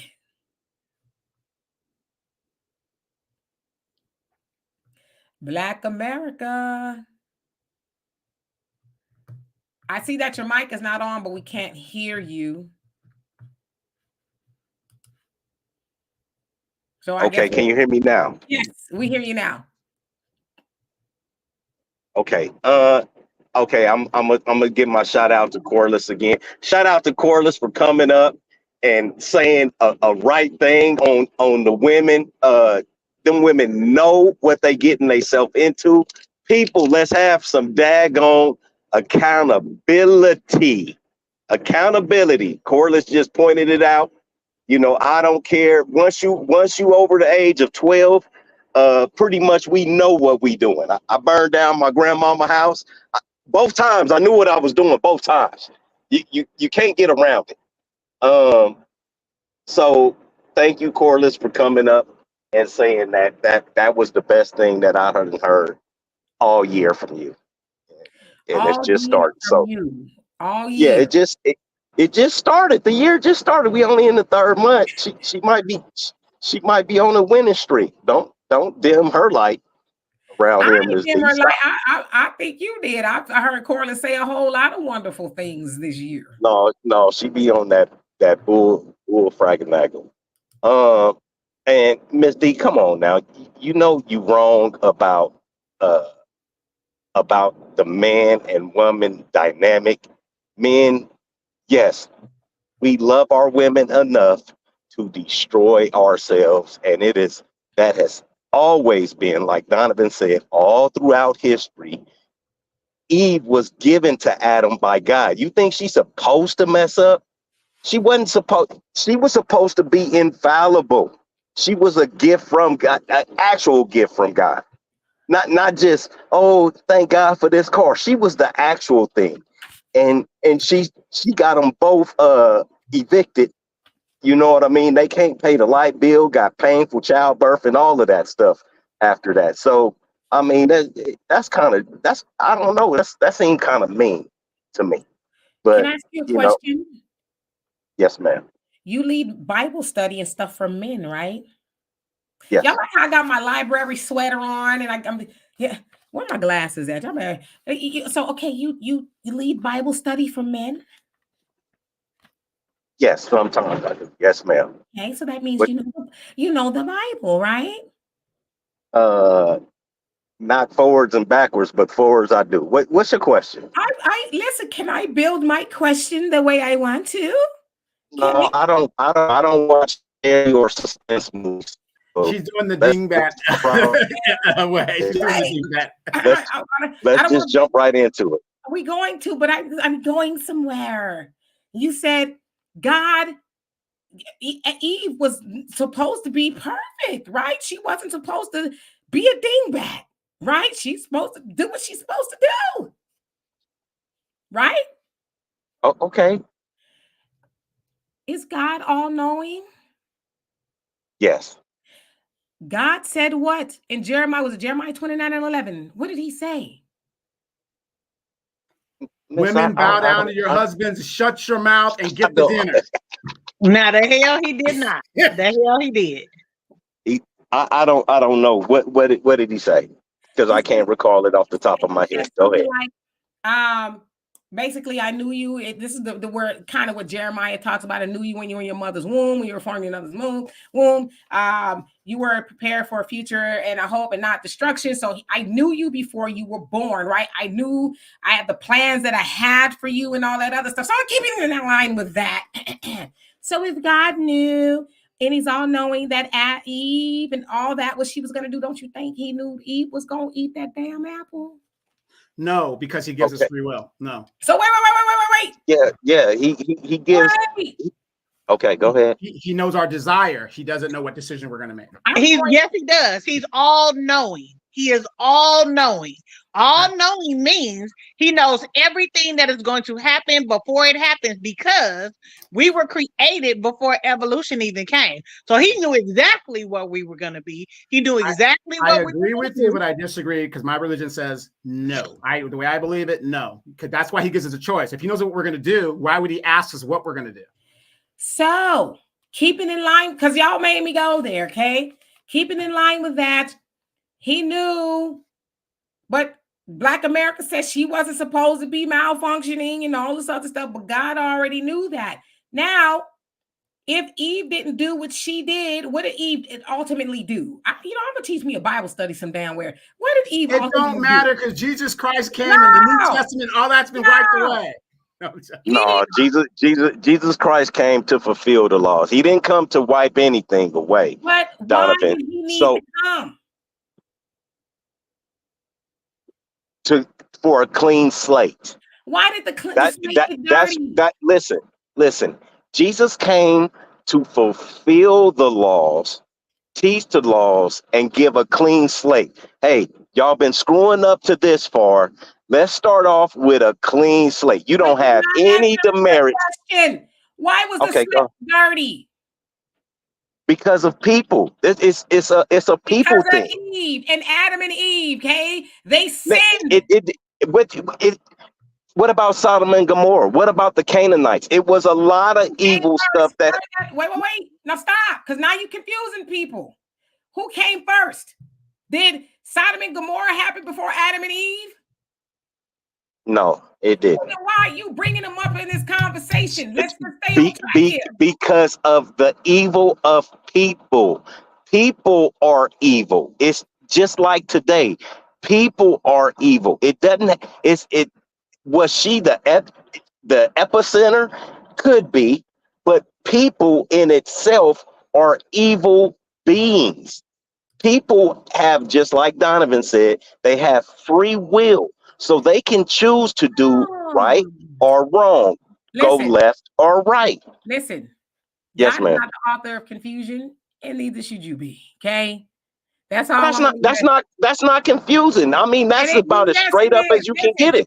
Listen, I'm gonna change subject because ain't nobody come here for. I know they do typically have Bible study on Wednesday. I just don't want to be a part of it. But when y'all get to throwing the Bible around, make sure that you do not lie to people. Okay, don't lie to people when it comes to the. I'm not religious. I'm just saying. Did I tell a lie? Did I tell a lie? Yes, you okay, did. so what lie did I tell? Listen, what I'm not going to do, because it also says in that Bible, do not argue the Bible because it causes confusion. So, I dig that. So, but where did I lie?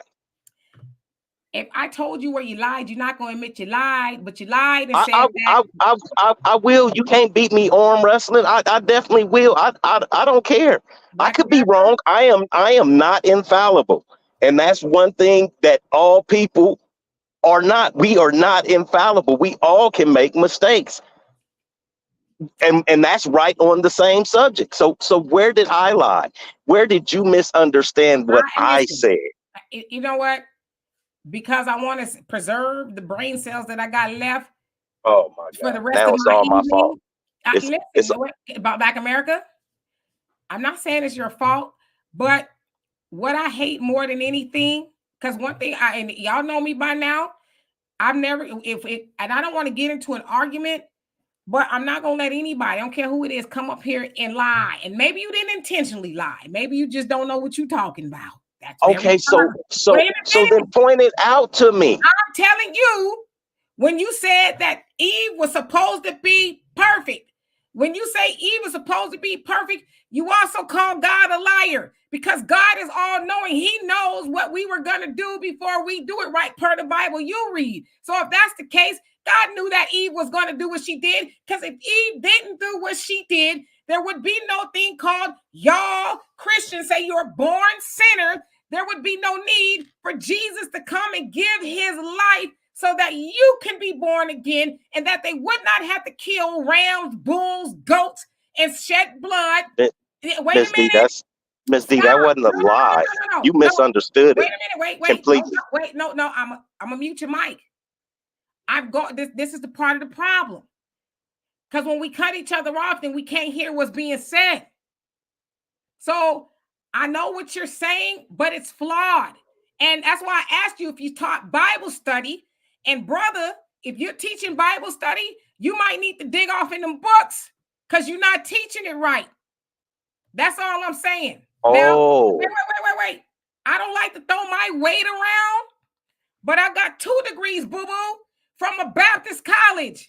And I have to know what the hell I'm talking about to get my master's and my BA. That's where you're wrong. If you went to a Baptist club, they don't know what the hell they're doing with religion. You got to be Catholic. We're the only religion that is known on the world is the Catholic Church. We're the only ones. And if you don't believe the way we believe, we will send our soldiers and kill you.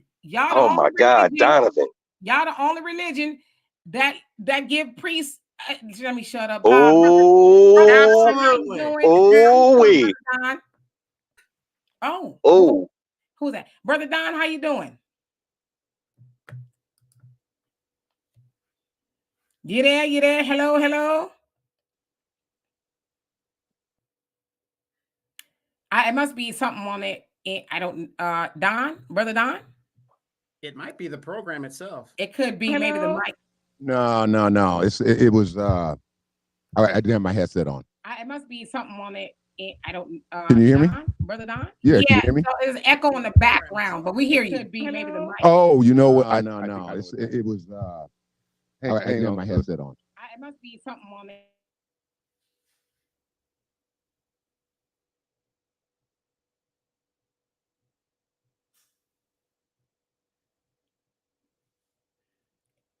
He's gonna fix it. We're waiting. I'm looking at y'all comment. I love to get everybody's comment, but Sister B, how you doing? Said Adam was ahead. As such, he was responsible. He made a choice to violate God's command. With authority comes responsibility. You can't have one without the other. Nah, Sister B, they want to blame Eve for the destruction of the world, crippling the man, and he's supposed to be what? What does the Bible say the man is supposed to be? He's what? The head. He's the head. And under the so get in line and shut your mouth and get behind us. Wait, no. He's the head, and who's above him? God, right? But if he's supposed to be the head of the household, why are y'all conceding so much power to the woman? I don't concede no power to no woman. But Not my you just got up household. there and Not blamed my Eve. household. You just blamed Eve. No, I didn't blame anybody. In my household, I didn't blame you. That was you and Black America. You guys got into that. My Hey, thing brother is, Don, how you doing? you know, I'm my well. Can you household, hear me? I run the show in my household. I'm the head in my household. Period. Period. Don, how you doing? I'm well. How are you, sister? I cannot complain. Brother Donovan. Okay, so let's just deal with the elephant in the room. The problem is you're dealing with the Roman religion. So you just argue about a bunch of stuff that really is immaterial because it's not applicable the way that you've been brainwashed to believe that it's applicable. See, the people in power, and Donovan was partially right. He had a part of it right. There was another episode that happened before that. So that's why we have these two different religions that we're primarily parts of. But the reality is this, and everything you did say, Demetra, was correct. You're paraphrasing with Jeremiah 29:11. I mean, you got there. You got there. But the problem is the Roman religion took the nation sovereignty of the children of Yasharel and made it a participation trophy. When you read that book, and that's why I wish Black America was still here. When you read our scripts, that Adam and Eve story, there's so much more to it than what they give you in that King James 50, whatever, doesn't matter. But there's things they don't want you to know, things that you can't know. But at any rate, what I was saying was this: the purpose of the arrival into this sphere of Yahushai was set in the beginning, but it was set for a specific people, and that specific people was named by, what did he say? He said that he in that sentence, he will bruise your heel. That he is a very specific person. That specific person belongs to a future nation that the Creator, the Most High, would create. So yes, he has everything planned out. Like it says in the Psalms, like Dawid said, all of my days were written out before you, before one of them were. You knew my end before my beginning. Okay? Now, in terms of Yahushai, he tells you plainly in Luke why he came. They made it, and you have to understand the players in the Bible. Most people don't even understand who the players are in the Bible. The people who were questioning who they actually were. They were imposters. But at any rate, it says in Luke, he said, I came for the nation of Yasharel. And can I be honest with you, Brother Don? Mm-hmm. I wasn't even trying to go there. I'm just saying, unless if we're going to tell the truth, let's tell the truth. Well, you know, he came for people. He came for people to redeem a people, right? That's what I heard. I heard, yes. Yeah. There was a people that was gonna at the end of their punishment, because they had a lot of punishment throughout their time. But at the end of their punishment, they were going to go through a 400-year captivity. And you know what? So we can leave it right there. Yes. That's the people he came for to redeem. No, you don't get a participation trophy. Listen, I don't dispute it. I don't like arguing religion. I really don't, because I don't partake in religion. I don't do religion. I don't do right. religion. I study and read a lot of it, you know. I just try to be a good human. But I've read the Bible a few times in my life. and I do know a little bit of it, you know, whatever. But I just think for those of people who are religious and go to church, and that's why I say a lot of people who say they go to church, you can ask them a couple of questions. You can say, "Oh, you going to church for the choir. You ain't going to church for the word because you don't know it." You know what I'm saying? I heard the best from a pastor, is a very good man, to say, a lot of y'all who are Christians better stop telling people you Christians by the way you act and the things you say. Oh, no, in the no, same no. Bible, it says you will be held to a higher account behind misleading people. Oh, no, no, no, no, no, no, no. They are Christians. They are acting exactly like Christians. When you look at them historically, they are acting out exactly the character they are. Right. So we don't get up off of religion. Okay.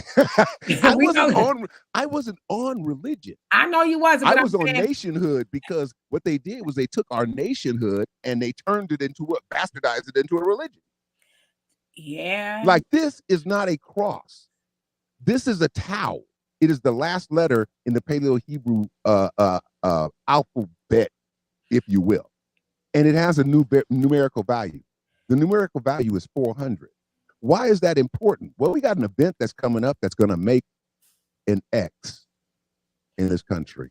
Let me ask you another question. Mm-hmm. What does the cross really signify? Oh, that the Romans took it and the church bastardized it. They made it into a cross. It was an X. Now, if you look at Constantine's sign that says, in this sign, go and conquer. Uh-huh. It's the X turned sideways. But it to look like a cross. Per what we know, and we've been told, it's a cross. Easter's coming up Sunday, and I keep forgetting about it, to be honest with you, because I guess I'm a heathen. But Easter's coming up, and when people go to the Good Friday, celebration, what are you going to see up there? It's just going to be 3 of them. You're going to see some Easter eggs. Now, because that's what you wait. Let's talk about Good Friday. You said you didn't want to talk about religion. Wait, if you're going to talk about Easter. Wait. Listen. I'm asking you per what we know. Okay. I get it. That which is why I don't go to church, because I know a lot of this is skewed. Okay. The Bible's been touched by a copious amount of men. But let me ask you this, and Donovan, maybe you can help me. What is going to be? It's going to be 3 of them up there on the hill with the Calvary. 3 crosses. Okay. Does that make it true? My good sister, you've delved into nursing, haven't you? What is the symbol that is on front of a hospital? Most of the time we see it on ambulances. The cross with this, that thing with the snake swirling. It's the cross. So what do we actually know the cross to signify? The Roman religion. It signifies death. Not on the hospital aspect, but that Jesus was on the cross and he was crucified. I know he rose again 3 days later, but if you do the math, it's Friday night to Sunday morning, 3 days. But it signifies death. There is no proof, and I highly doubt that he was hung on a cross, because the Bible doesn't say that, or the scriptures don't say that. And also there is another curse, which is, I believe, the way he was actually taken up out of here. So, I do a lot more reading, and especially in a lot more books. Those books you aren't supposed to read. So I do a lot more reading than most people do. And I don't read in your American versions or even the Roman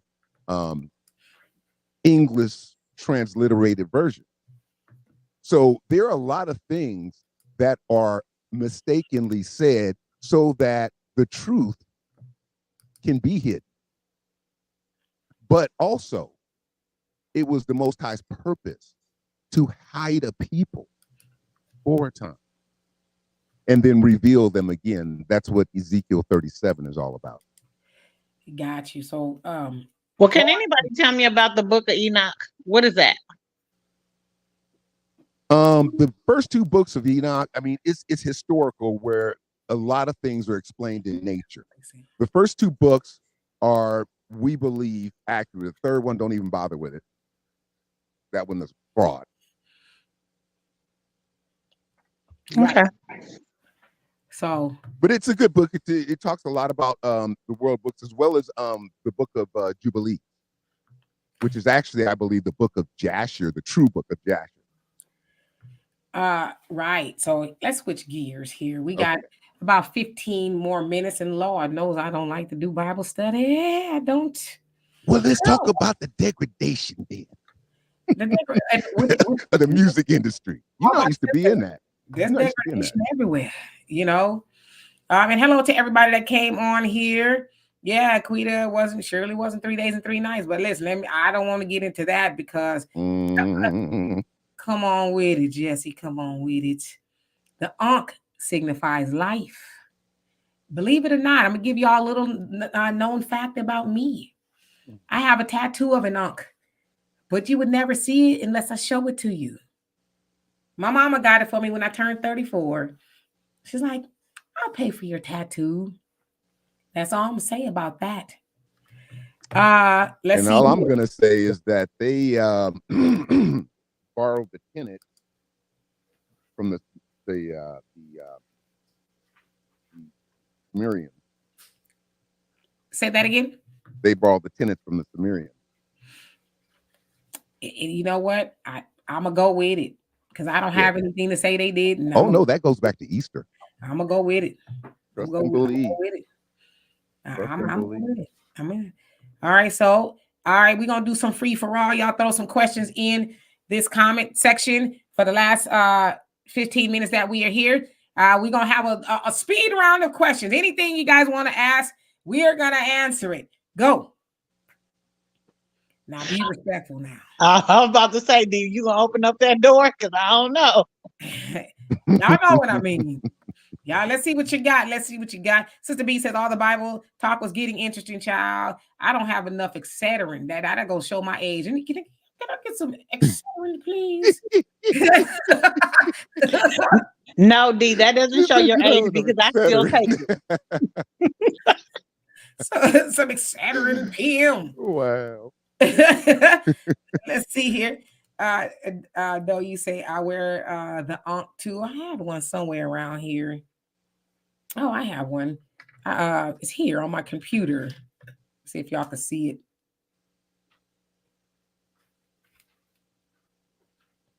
See, I don't be lying. I be telling the truth about stuff. Let's see here. Okay, easy. You say that's a marriage requirement. D, well, what's the marriage requirement? In fact, and I feel it says, what? Demetria got a tattoo where? Yes, I got a tattoo. It's right here. It's on her chest. She got the Nicki Minaj one plus tramp stamp. I got it on my back. On my back. Okay. Let's see here. And Negroes, it says, I tend to think we truly die when we stop replicating ourselves, having children. Yeah, but you know, some of us, the factory is shut down, boo-boo. The factory is closed. Okay. It's nothing but dust and rusty machinery in there. That's why if you want to extend your lineage, you have to have a second wife. You got to have a what? A second wife if you want to extend your lineage. Men can reproduce their whole life. Well, they won't be reproducing over here with no second wife because there's only going to be one up in here. They're going to be deducing if I find out they got a second wife on me. No, and you know what? I can completely understand what you're saying because you've been acculturated in the West. And that's what they do in the West. You're right about that. It's to control population. But now, however, no. I got 7 kids. When we were a business, they didn't have a problem with that at all. No, and I didn't have a problem. Come on. And I didn't have a problem producing. Because if all mine would have lived, I would have had 13, maybe 15. So no, production was never a problem. That's a large number of children, like more than 5, is not actually healthy for a woman. Especially with women having children at these later stages that they're having them. It's not because their body has less time while they're young to recover from having childbirth. That's a very, well, you guys know, it's a very traumatic thing on the body.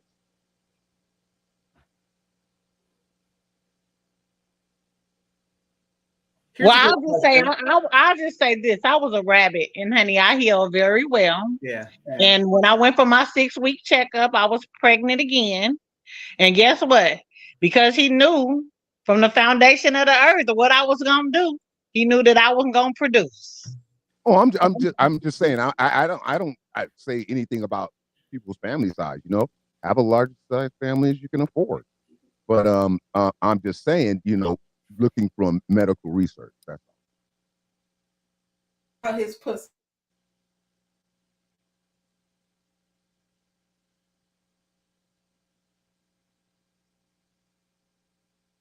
There was a good question in here, and I lost it.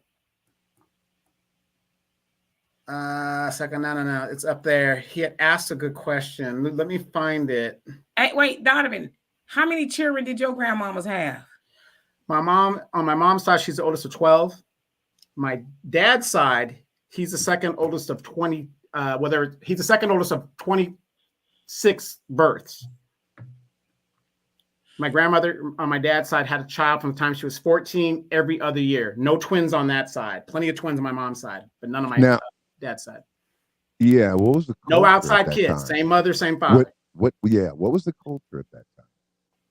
Big families with the culture. We were still coming out of that whole culture of enslavement.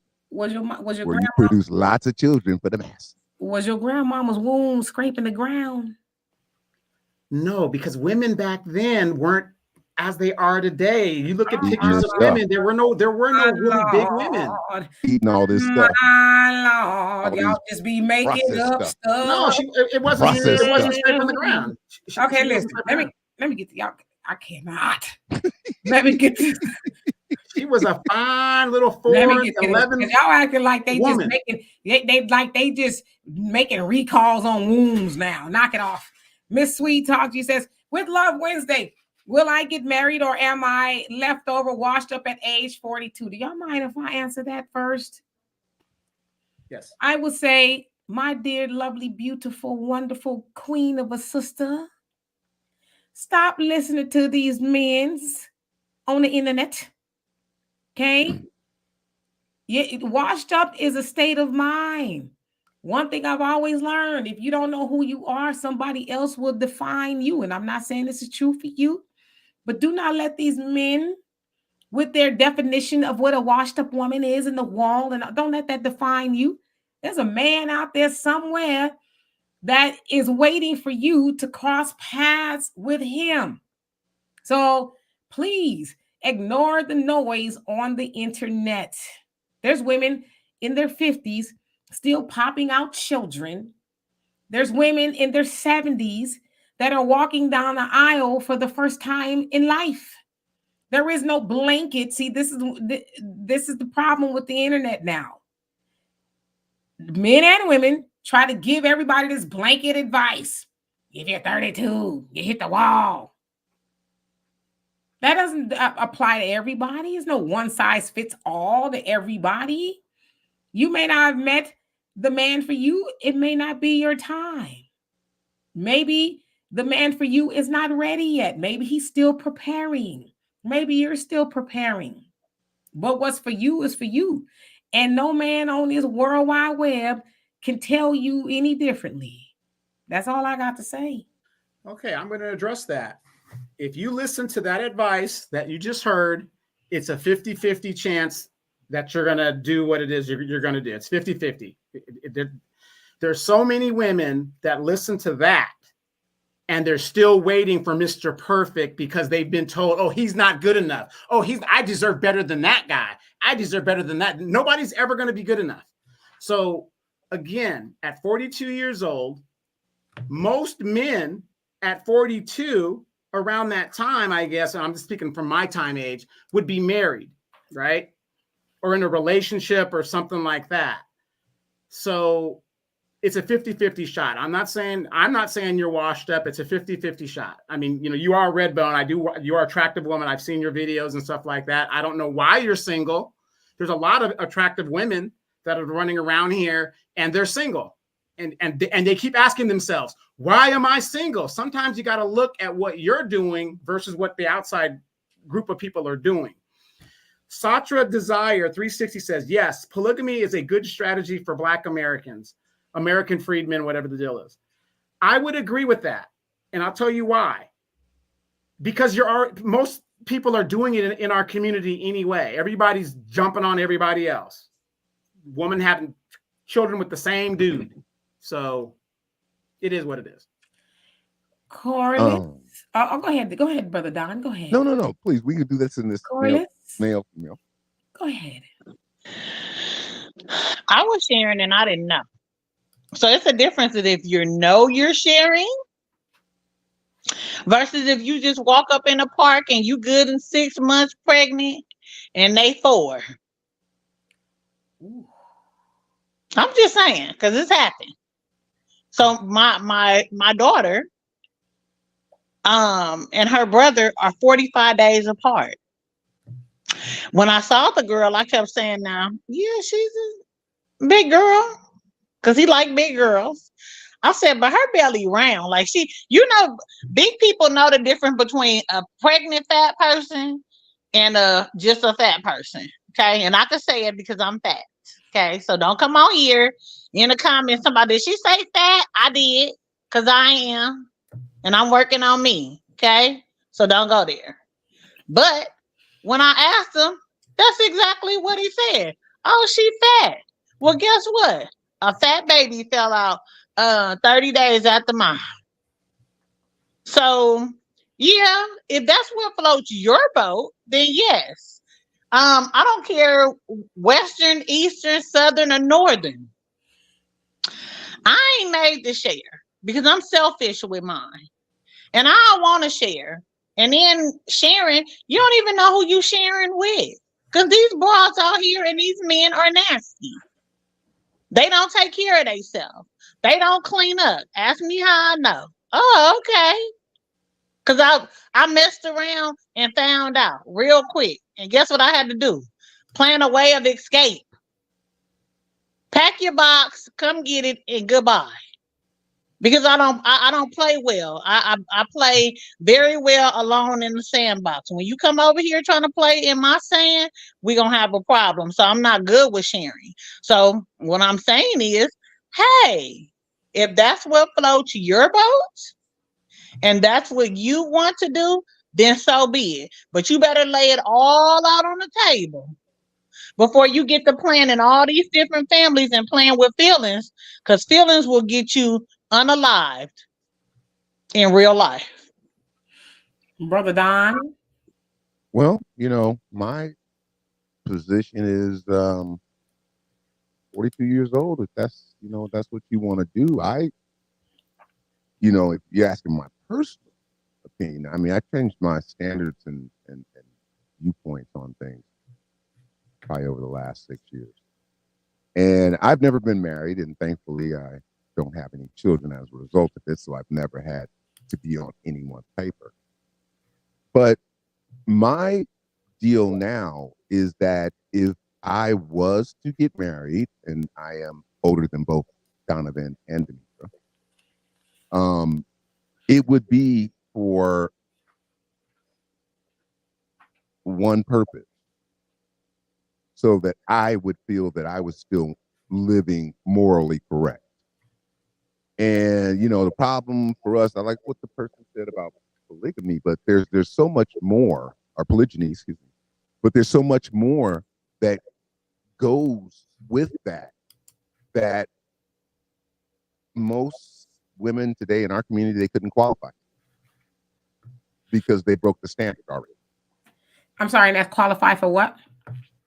For someone who was actually practicing polygyny the correct way, they would have already broken their standards. Got you. Yeah, I mean, I hear the whole polygamy argument, and you know what? Recently, I really gave it I thought about it. I really did. And I said, you know what? I could do polygamy under these circumstances. You must take care of me, my household, the car, everything. And we don't even have to do the 2 minutes of fun. You could do all that with her. Listen, I will cook, clean. Yes, I made your doctor's appointment. Your blue pills. They said just go pick them up from Walmart. I will do all that managerial stuff. We don't have to get physical. You want to share? Yes, but you must take care of me. I ain't doing it for nothing now. Now, okay? If I'm let me give you an sharing you with another woman, yes, I want to be kept. Let me give you an example of how it's done properly, because I've seen it by individuals that know how to do it properly, and everything you just said is the case. And it's not just okay. You know, we sometimes have a ground round or something like that. You know, no. It ain't that kind of party. You know, you live in, for California standards. Let me give the equivalent to where this place is located. If it was a house in California that you lived in, it would be about $1.8 million. That's the type of this person I'm referring to. His house would be like equivalent to $1.8 million in California. Plus, you would own rental property. You'd have vehicles. He wouldn't want you to work. But the thing about it is, you would have had to be there to perform the primary function, which was to extend his lineage, to be fruitful for him and multiply. Just for him. I'm getting it, but I'm saying, listen. You want a dingbat?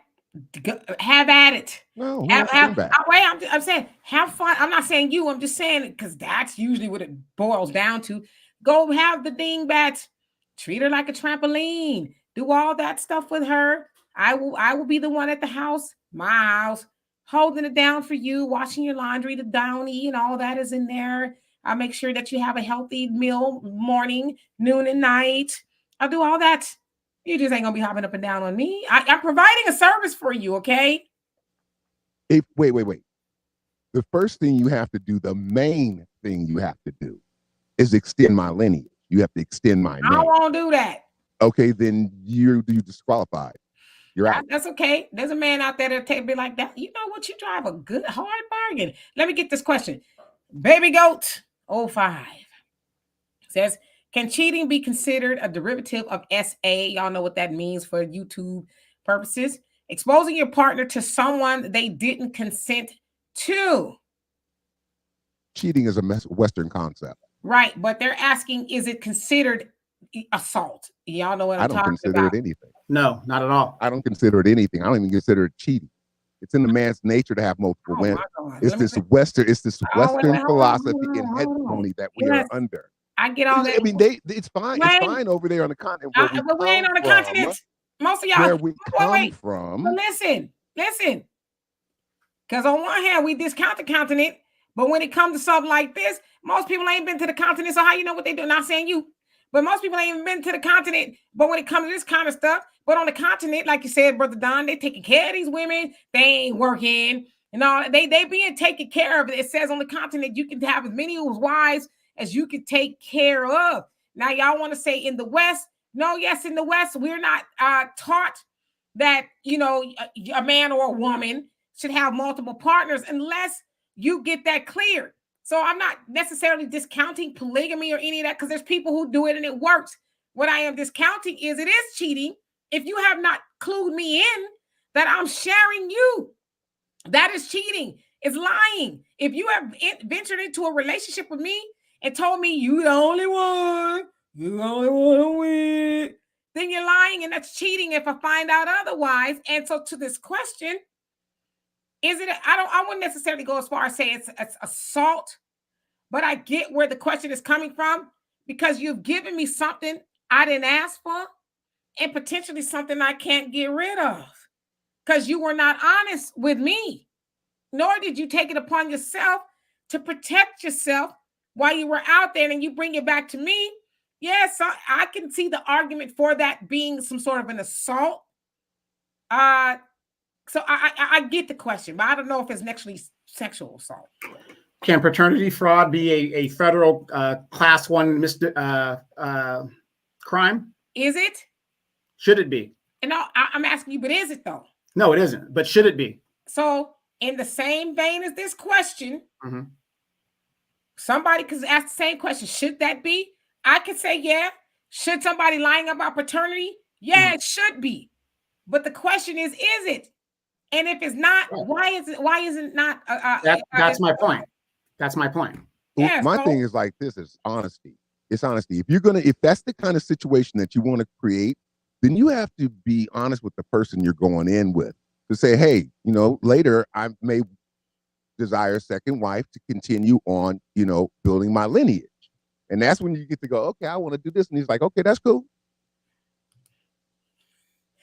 I mean, yeah. I'm just telling you the reality of what I've known, what I've seen working. Listen, I would not be good in no polygamous relationship because for one, I can't help you extend nothing but your light bill, maybe the warranty on your vehicle. I'm good at doing that kind of stuff. But as far as being fruitful and multiplying, it is naturally impossible. When women get a certain age, we get to go on and not have those services. So I couldn't do that for you. Yeah. I understand what you're saying. But see, that's because you're at this stage. That's because you're at this stage. Yeah, when you were younger, before you had your daughter, and you met a man that was lining up to do all that, and you knew that going in, and that's what you agreed to. And now you're about, your age, or maybe, 10 years earlier. And he's like, hey, I want to, extend my lineage further. And, you kind of up there in age now. You got up in age. So, of course, you wouldn't want to do that. Let me ask you this, though. I'm just asking questions. So let's say when I was a younger tenderoni, fine. I'm just playing. Now that I'm older, and let's say when I was younger, I was in a polygamous relationship, and we're extending the legacy. And I get to a certain age, I can't do that. Do you just put me out the pasture? No, like what happens? Nothing is diminished from you. You still get everything that you were getting before. And if you want, but you don't have to. Got you. I mean, like I said, I don't knock it because for some people it works. I'm just not one of them. I don't play well in the sandbox when it comes to my man. I tend to like to have him by myself. I don't share well.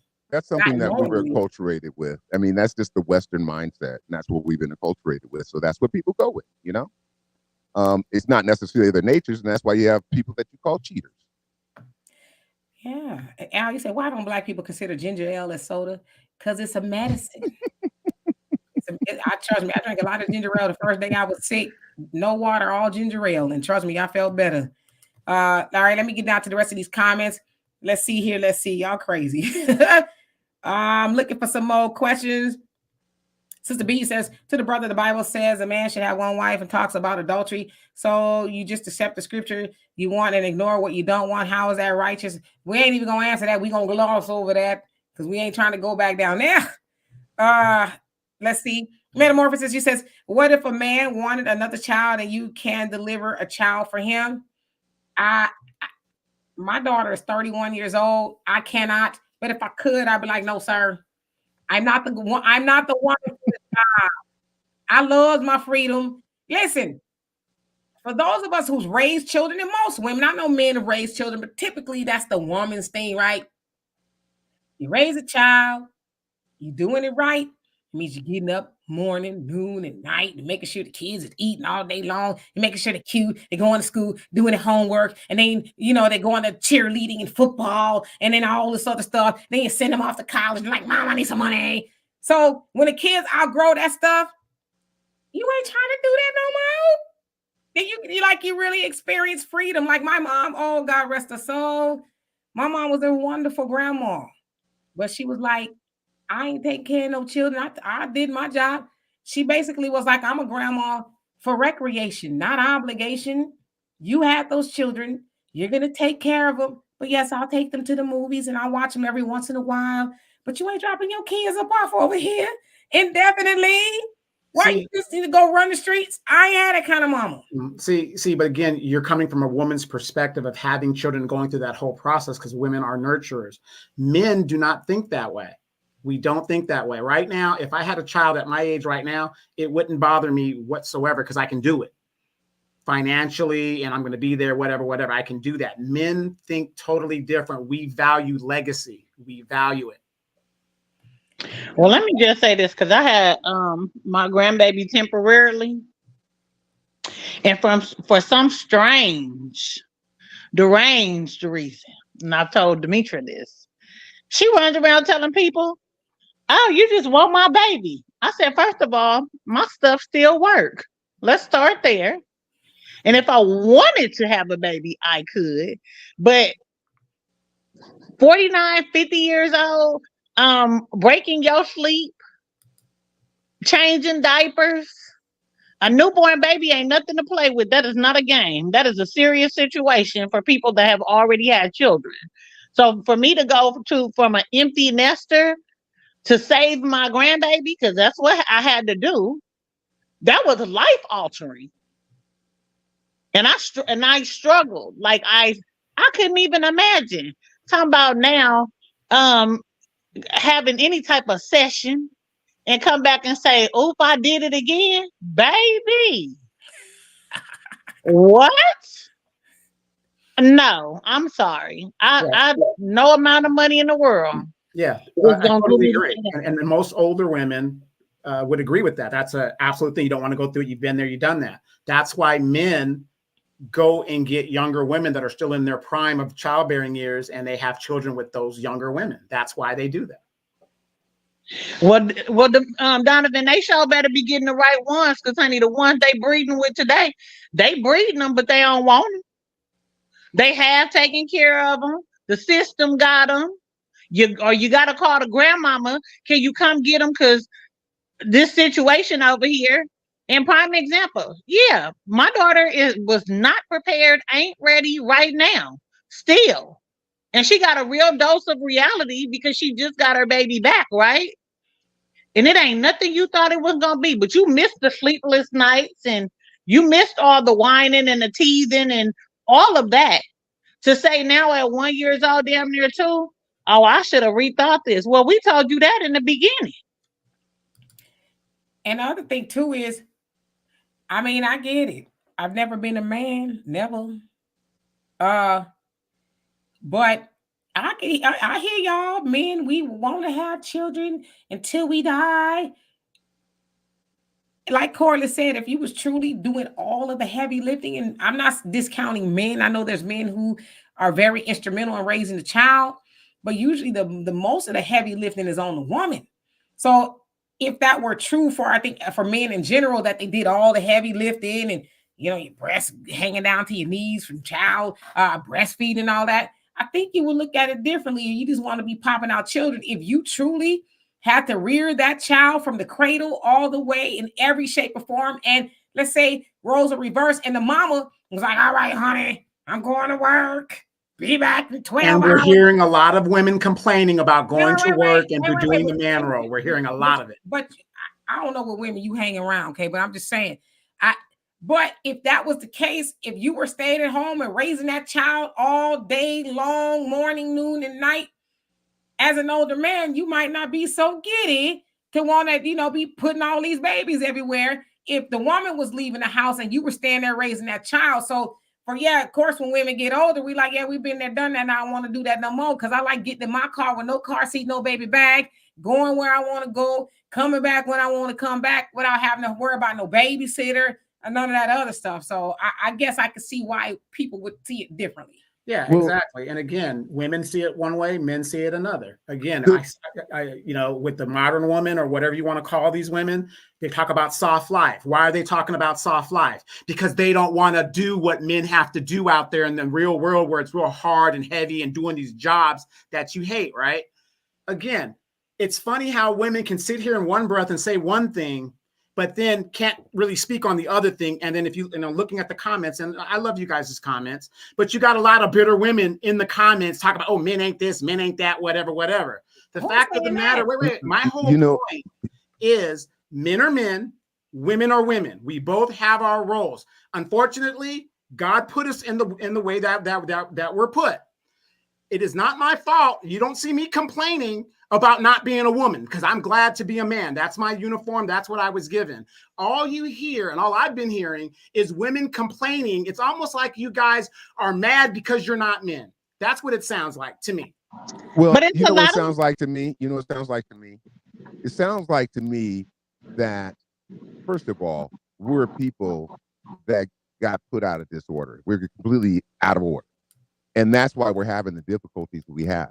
You're absolutely correct, Donovan. Men and women were created to fill different roles.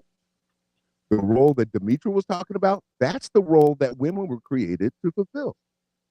Men were created to fulfill the role that Donovan's talking about. That has gone completely out of order, and that's why we are where we are today.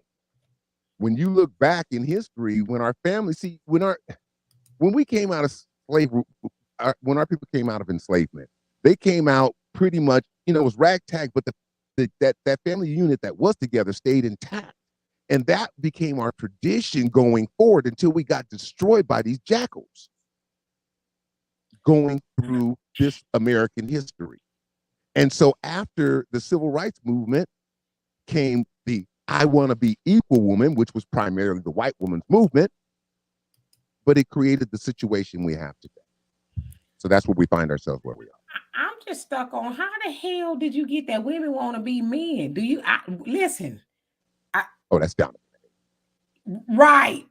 Because I'm trying to figure out how women say, I want to be men. Wait, hold on. Go ahead. Women want to be men. I don't know no woman that want to be a man. I guess I'm confused. Then why all the complaining? Oh, I want a soft life. I don't want to do this. I don't want to do that. If you don't need no man, right? You don't need no man. Stop complaining. Men don't complain. Wait. I can't make my rent. I can't do this. I can't do. You don't hear men talking stuff like that. Oh, I'm getting evicted next week. I need government assistance. You don't. Wait. You don't hear men complaining like that. Donovan. No, we just hear some of these men running around here talking about I'm a bad bee. And honey, you ain't no woman. And you ain't this, and you ain't that, and you ain't the other. And you twisting and switching and flipping hair and long fingernails, and you got your boys running around here thinking they girls. That ain't a man. That's not a man. You're talking about something different. That's not a man. That's not a man. Wait, because Dwayne Wade, everybody think he a man. That's not a man. That's not a man. That's not a man. See, do you guys see the difference? You women see any man doing a certain thing. No, I didn't say me. I didn't say me. Real men, that's not a man. We don't identify with that guy. No, that's not a man. Hey, I had to bug myself up like Glow the Dean. I couldn't believe what I heard. Oh, glory. Wait a minute. So I had this one person tell me in the pen. So just go on and close it on back up. Close it back on up, child. He said, I need you to help me find a woman so I can procreate with because I want a baby. I said, who the hell you think want to be a single parent? Well, I'm not a single parent. You're not in the household, sir. You in a penitentiary, fool. Wait a minute. So you want to go Corliss, but here's the thing, Corliss. Women can have all of that information. They can have all of that information, and they still procreate with those type of men. Wait, Donovan, and you're right. There are a lot of women, right? There are a lot of women that do marry men in prison. But I can say this too. There are a lot of good people, wrong situations, wrong accusations that we know are sitting in prison. But like I told him, I would never refer a woman to you so that you can create life, so that she can be a single mother and you can be a play daddy on a weekend for a few hours and want to. Well, I watch my friends in here. I don't care what you watch. You need to close your eyes, dummy. Because that is not fatherhood. That's not what fatherhood looks like. That'd be a terrible example. You cannot raise children on a phone and come in get strip search to go into prison during the week or the weekend, Friday, Saturday, and Sunday, and expect the kid to come out. Come on now. I'm just like, dude, have children. Well, you don't need none. Get out first, then have them. I want to Bring that word. I want to backtrack just a little bit. Donovan said, "You don't hear men complaining. Y'all on this World Wide Web, stay with a complaint in your mouth about a woman. Whether it's her wig, her weave, she doing this, she doing that, she about to hit the wall, she choosing the wrong baby daddy, y'all stay with a complaint about a woman in your mouth. Y'all complain so much about a woman, y'all done rewrote womanhood, and I don't know how y'all could do that if you're a man. So to sit up here, hell no, let me finish. I wrap my lips up, and I ain't say nothing. Yeah, I wore my deadly t-shirt today. That's Michael Myers. But listen, y'all done rewrote womanhood. Your men have got some of y'all men on the internet have rewritten womanhood. Y'all redefined it, what a woman is. And I'm like, how you gonna tell a woman what a woman is and you ain't a woman?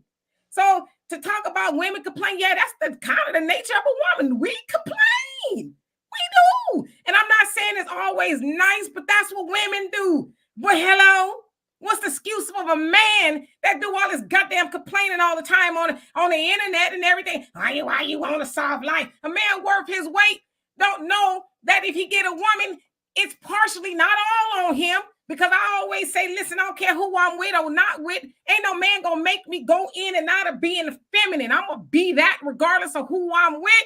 But as a man, not saying you, Donovan, but y'all complain about a woman wanting a soft life. If you can't give it to her, just say that. But don't demonize that woman. And hell, let's keep it a buck. Whether the black woman is responsible for what the role she's in or not, she is to some degree. Let's also tell that other side of the story that a lot of black women, mostly due to economics, cannot sit at home like that white woman, that Asian, that Hispanic woman, because they practice group economics. So that black woman also got to get out there and on the hamster wheel with a black man. So yeah, she don't know what it is to have a soft life, but that's all right. A lot of black women are okay with that. You know what? A lot of black women, and I'm a black woman who talks to black women, and all of them say, I'm all right if that man could just take care of himself. We could put together what we got and we could build something. So all these women y'all talking about running around complaining, stay away from them. But that ain't all women. But I want to know, what's the man's excuse for all this damn complaining he been doing? So I don't complain about a woman because, one, I don't have one to complain about. And two, I'm not trying to chase any of these women out here. Because this culture has so degraded our people, because there was a time that the man went and worked and the woman stayed home, and that was in our community. But because they're trying to annihilate our people, they're making this life harder and harder and harder. Whereas, a man may have wanted to provide for his wife and his woman and she not have to work but stay home and so forth. You have to look at the inequality, the structural inequality that's set up that prevents black men a lot of times from doing that unless they work in 3-4 jobs. And that's just the way it is. I heard some really good things. I'm gonna put it back up. I heard some really good things about why this society is the way it is. And it begins with the Greek culture, because we still live in a very Greek culture, Roman Greek culture. And so under those under that system, it says who's qualified and who's not. So you have to have certain features to be qualified. And so that's the problem we live with today. And, like I said, a woman there's nothing wrong with a woman desiring to be a homemaker. Is it reality? For some women it is, for some women it's not, And the complaining, like Donovan was talking about, that's just buyer's remorse. Yeah, brought into the women's rights. Yes, there's some women that has, but I wasn't even around. I was a baby And in the 60s, I wasn't even here for these so-called women's rights. I was raised by a traditional mother and a traditional father. So, as I said, y'all want to blame all women. Y'all blame it on a woman. Y'all need to make better decisions. Well, what's wrong with you? Why y'all as men can't make better decisions? Y'all get with these women who are wayward, hard-headed, and all that other stuff, and then y'all go through bad experiences like women do too, and want to blanket all women. But Corliss, I'm gonna let you have this comment because I was gonna get it too. Go ahead, boo-boo. That sister can sit at home. She don't want to submit to her black man. Let's first of all, like we all said, we can't sit at home. Number one. Number two, submit to who? When y'all don't even know what submission is. You think submission is, oh, I say and you do. I say jump, you say how high. I say bark, you say roof, roof. No, I need a big dog, roof, roof. I ain't doing none of that. Sugar, honey, iced tea. And I'm going to tell you why. Because submission runs both ways. It's not a one-sided street. Okay? And it's not, no, hold on. Because y'all saying submit, it's a give and take. You can't just bark out, and think somebody gonna follow you. First of all, are you even worthy to be followed? That's number one. Let's start there. What are we as women submitting to? Because I ain't seen nothing around here in 2024 and before that I was willing to submit to. And if I were, you got to be one hell of a man. I'm not asking you to full-fledged take care of me. But I'm asking you, what am I following? Where are you leading me to? Because if you can't lead me, there's no submission. I don't know no woman that's going to submit to somebody that can't even show a direction. You going to lead us to hell? Because I can get there by myself. So what are we submitting to? You say that very loosely, but you got to give us something to follow. This ain't Cinderella. We poke, no, we ain't got no wands around here. We ain't kissing no frogs and they turning into princesses. You kissing frogs and them Negroes still frogs and dogs. So let me ask you this, and I agree with you, but at the end of the day, you see Nook out there, you see Ray out there. Women are picking these type of men, and then you get into these relationships. Wait. Then you get into these relationships with these men. You have children with these men, and just like Don just said, you have buyer's remorse. Then now you want to complain. He ain't doing this. All men ain't ish. All this, that. You got wait. When you meet a man, and you do not properly vet him, that's all on you. That has nothing to do with the man. The man's going to present himself, whatever he is. If he's from the street, he's from the street. If he's from the college, he's from the college. You guys are the one that accepts his proposal of a relationship because men control relationships. Women control sex. And unfortunately, and these are the facts, there's a lot of women out there that get involved with dudes because they do not properly vet them. And then they put themselves in a hole. And those are the facts. You could blame the man if you want, but if I was trying to buy a car and the car happens to be a lemon, is it the dealer's fault or is it my fault for not getting a mechanic or somebody more expert to vet it? It's my fault. At the end of the day, I've got to take responsibility. Me. Period. Donovan, you're incorrect on that, okay? It's the dealer's fault. Now, getting to what you said that I said, I wanted to make clarification in the buyer's remorse. I am not talking about these women that are today having these things to say, this whole Pookie Ray stuff. I'm talking about buyer's remorse in terms of being equal with men in every way. And now they are regretting because they're having to pay equal taxes as men. They're having to, get it out by their brow like men. And so that's what I meant by this isn't the way it's supposed to be. And that's why it's a problem. This is not the way it's supposed to be. I agree. The real men out there are handling their business and doing what they got to do. Relationships don't always work out. And if they don't work out, they don't work out. Demetria, you were young. You and your baby daddy, you guys are best friends now. You know, things don't work out, but you guys handled your business. Unfortunately, there's a lot of women out there that get with these men that aren't really men. They're still in the streets. They're still boys. And that's one of the problems. Go ahead, Corliss. I'm just going to be patient. Some of these boys are 50 years old. I'm going to give you a prime example. Y'all big homie. Mine too. Love him to pieces. But he was old and he was a boy, right? Because we all meet the representative when we step in the room.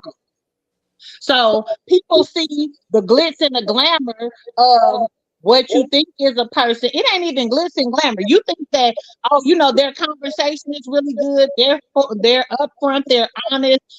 What you can see, right? Like you said, vet. Okay, well, guess what? The vet go on sometimes and they live in this fabulous fantasy, right?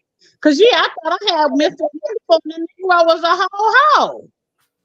Who want to deal with that when you 50-something years old and you got women calling other women and playing on the phones and playing games and being stupid and all over social media and want to try to drag you and all this behind a Negro that's lying? And y'all know who I'm talking about. I ain't got to say no names because you know damn well who I am. So at the end of the day, yes. Did it look like Prince Charming? Absolutely it did. But he wound up waddling like a damn duck, and that's what the hell he was. Father God, forgive her, for she know not what she do. Oh, that's exactly what I did. But I'm just saying, like, yes, follow the lead, all of that, talk a good game, all of that, rings, just beautiful, right? And it's all a lie. It's all I'm saying. Like, I at my age, I'm 50, about to be 51 years old, and I've seen a lot. Baby, you got to be a strong somebody to deal with me. Because for one, my mouth is not going to allow me to be submissive or do anything submissive or soft like, as you want to say, because guess what? I didn't have to stand 10 toes down on my own for a very long time. So you don't just get to come in here and bark. Black America, because I see your comment down there, and just think that that's what we supposed to do. No, that's not how that works. Because I'm not just going to bow for anybody that's going to lead me, like I said, straight to hell. And it ain't your money that I want. So if you can't come in here leading, and I know that I can trust you and I can fall back, then guess what? Submissive it ain't. We just gonna have wild sex and we gonna be good partners. And that's what it's gonna be. I just want to say one thing. Well, I sound like Dracula now.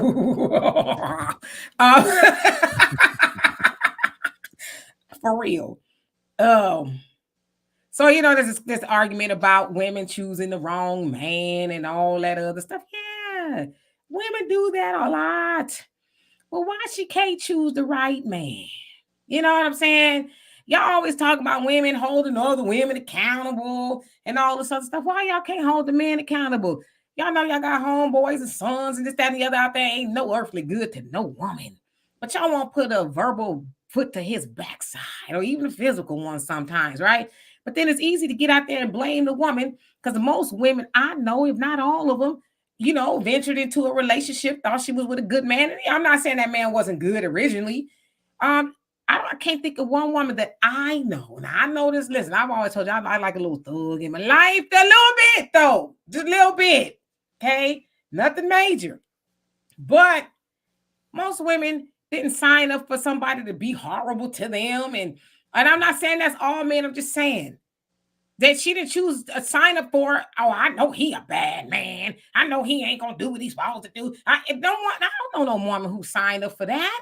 So to place the blame on her, should there be a vetting process? Yes, that's why they say in the nation, take it to court each other, find out if you want to be with him, you want to be with her, look at her family, his family, learn their behaviors, like spend some time with that person other than, damn, you got a fat ass.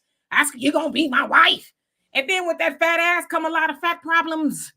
you know, or whatever, and reverse or whatever it is. So you're supposed to take the relationship to court and say, all right, we are here at the judgment day. We've given our side to the jury, whatever. They gonna go and see if we need to be together. And if the answer is no, be like, well, you were very nice. It was nice to get to know you, but I don't think you're a good fit for me because we're just not on the same page. People don't do that no more. That's why I say too, you know, people should make it a habit of not jumping in the bed with somebody right away.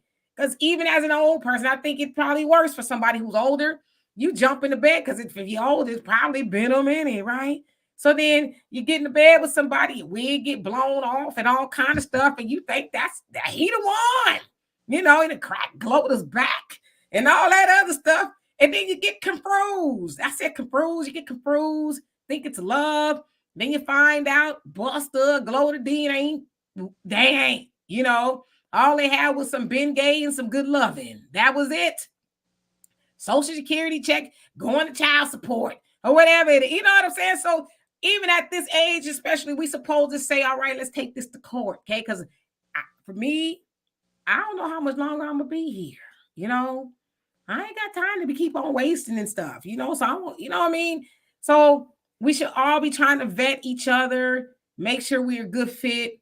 But you're jumping in the bed with people immediately thinking that's the one. Most, you know, you know people still jumping in the bed with people and they don't even know their middle name. What's a middle name? You better stop jumping in there with some of the ones I done seen, because baby, it ain't even worth pulling back the cover. Right. You might jump out of bed not alone.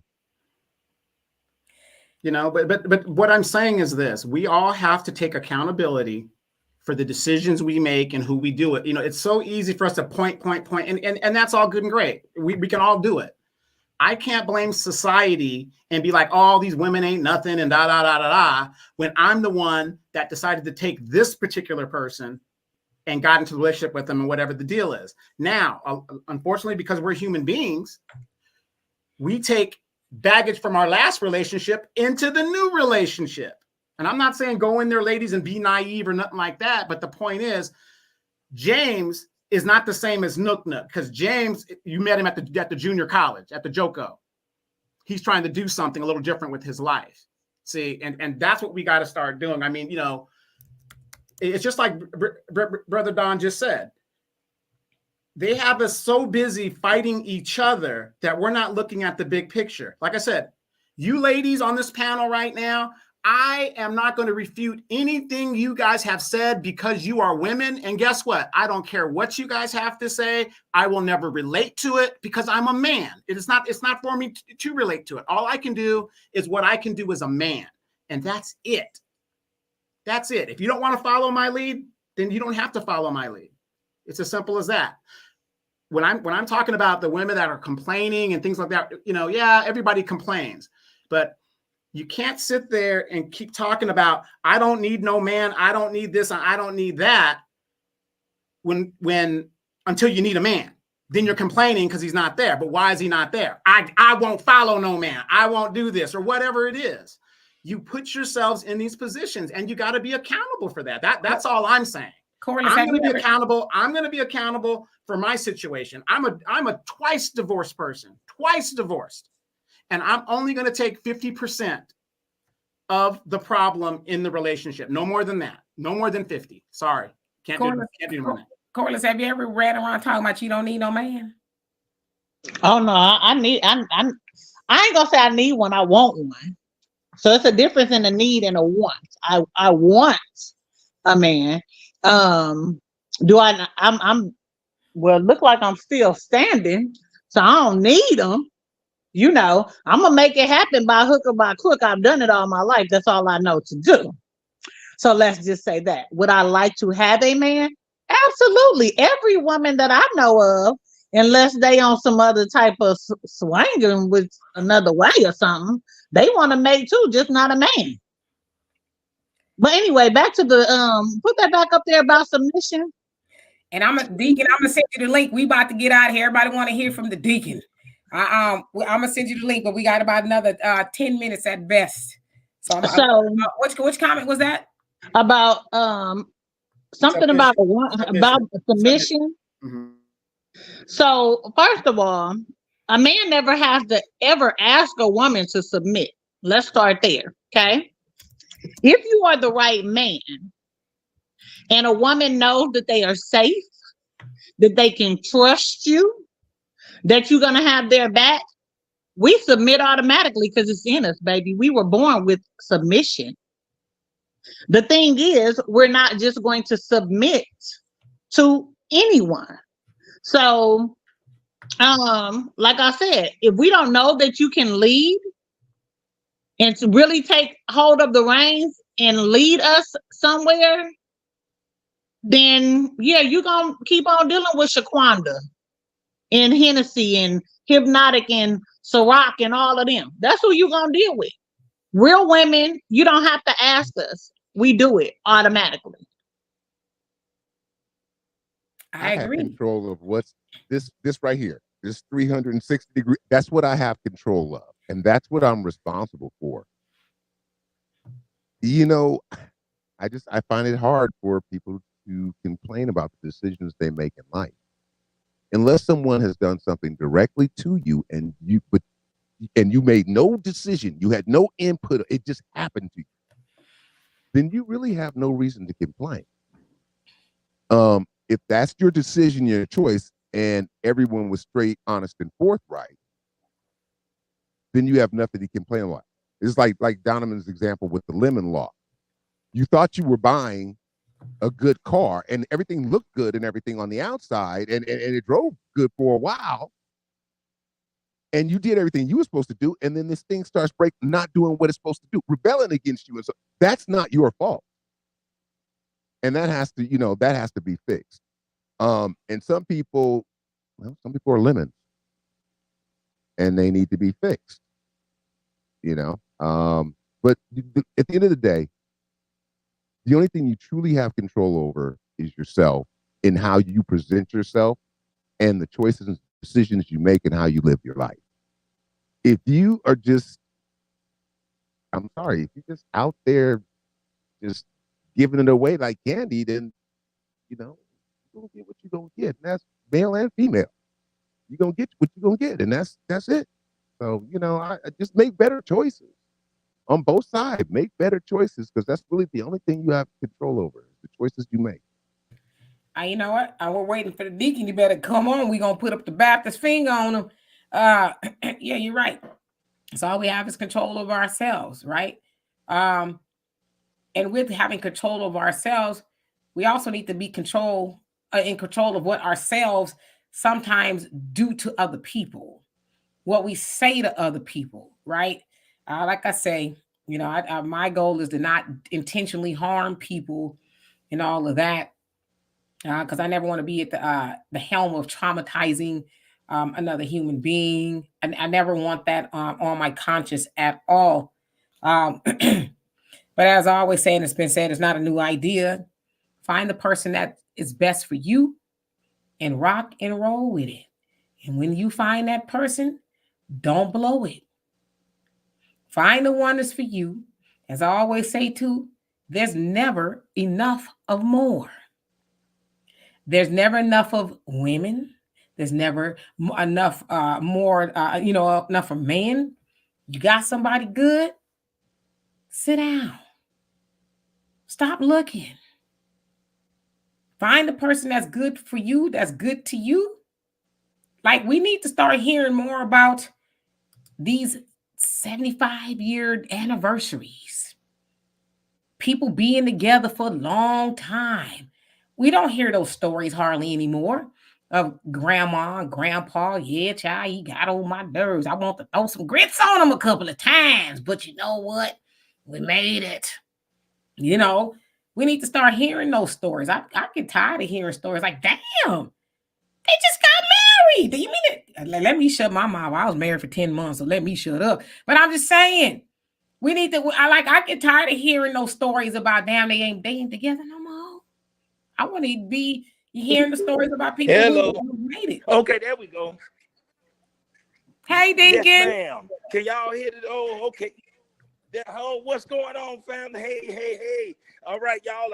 I know y'all ready to go, boy. Y'all done been up there 2 hours, so the deacon gonna go on in then. Y'all ready? We ready. Yes, ma'am. What? Oh, okay. Well, first off, boy, Demetri K, the deacon need a good woman like you. You the type, you was a good woman. You, oh man. See, we, like you said, and the one lady, you're talking good now, but your energy off just a little bit. Now you say you don't want no man, but you say you don't need now, but you want one. But boy, your energy, you might scare him out the Hyundai Sonata. So you got to, just go and be just a little nice. But see, we got to fix the black family because it's something that went on to make the masculinity and the feminine. How the young boys more feminine than women masculine? So we got to change the direction of the black family. And my thing is too, y'all, with this whole dating thing, I just think that we got to love and respect each other. We got to forgive each other. We blame each other for a lot of relationships that we ain't even been in with each other. But because the ex did something wrong or this person done something wrong, then we put it on each other. With that being said, are y'all ready to go on and just forgive each other and let's just make this thing happen? And ladies, you got to date a bus driver, that man that rang that bell at Publix, or somebody, everybody can't have a millionaire or somebody who got an 8-pack.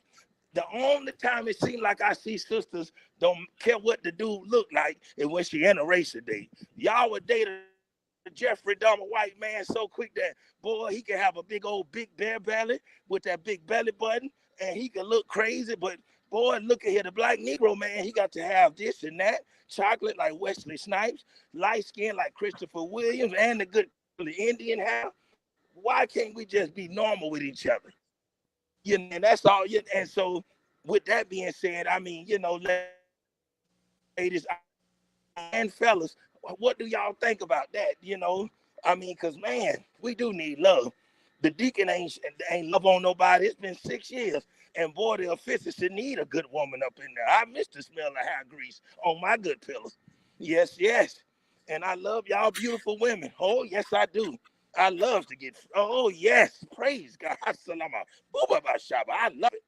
But being said, hopefully I ain't whole show and everything. I mean, you kind of cutting out a little bit, but I'm gonna let it is a blue. You want blue? Can y'all hear me? Are you okay? I ain't going out, y'all. Lord, I'm in the bad area. Wait. Yes. You're going out a little bit. Can you hear me? We hear you. Like my phone going. Listen. Okay. Are you okay with Blue Magic? Oh, okay. Can you hear me now? We hear you. Oh, okay, cool. Yes. But no, I was asking, who's the problem in these relationships? Like, what can we do to fix it? I want to know.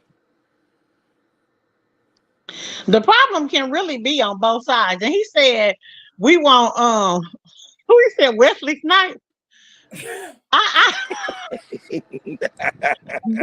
no, look. a lot of the sisters get picky though. It be hard. Like, you don't want just a regular man no more. It seems like since the Democrats told you can get a good man with all this money and this and that, and I think a lot of women when it comes to looking for men, something it's just outrageous.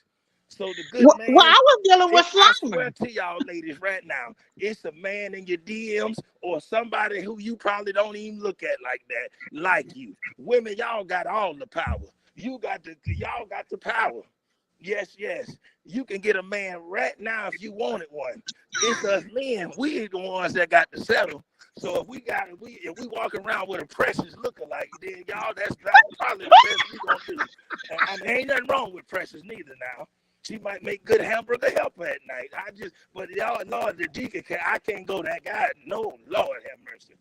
See, I got to have a Mr. Demetrius K or somebody where we can build and love and look good at that mall holding hands or at the flea market or somewhere. But I can't just be just with because it's scary and dangerous out here. And a lot of us too, y'all, we got to date our age group.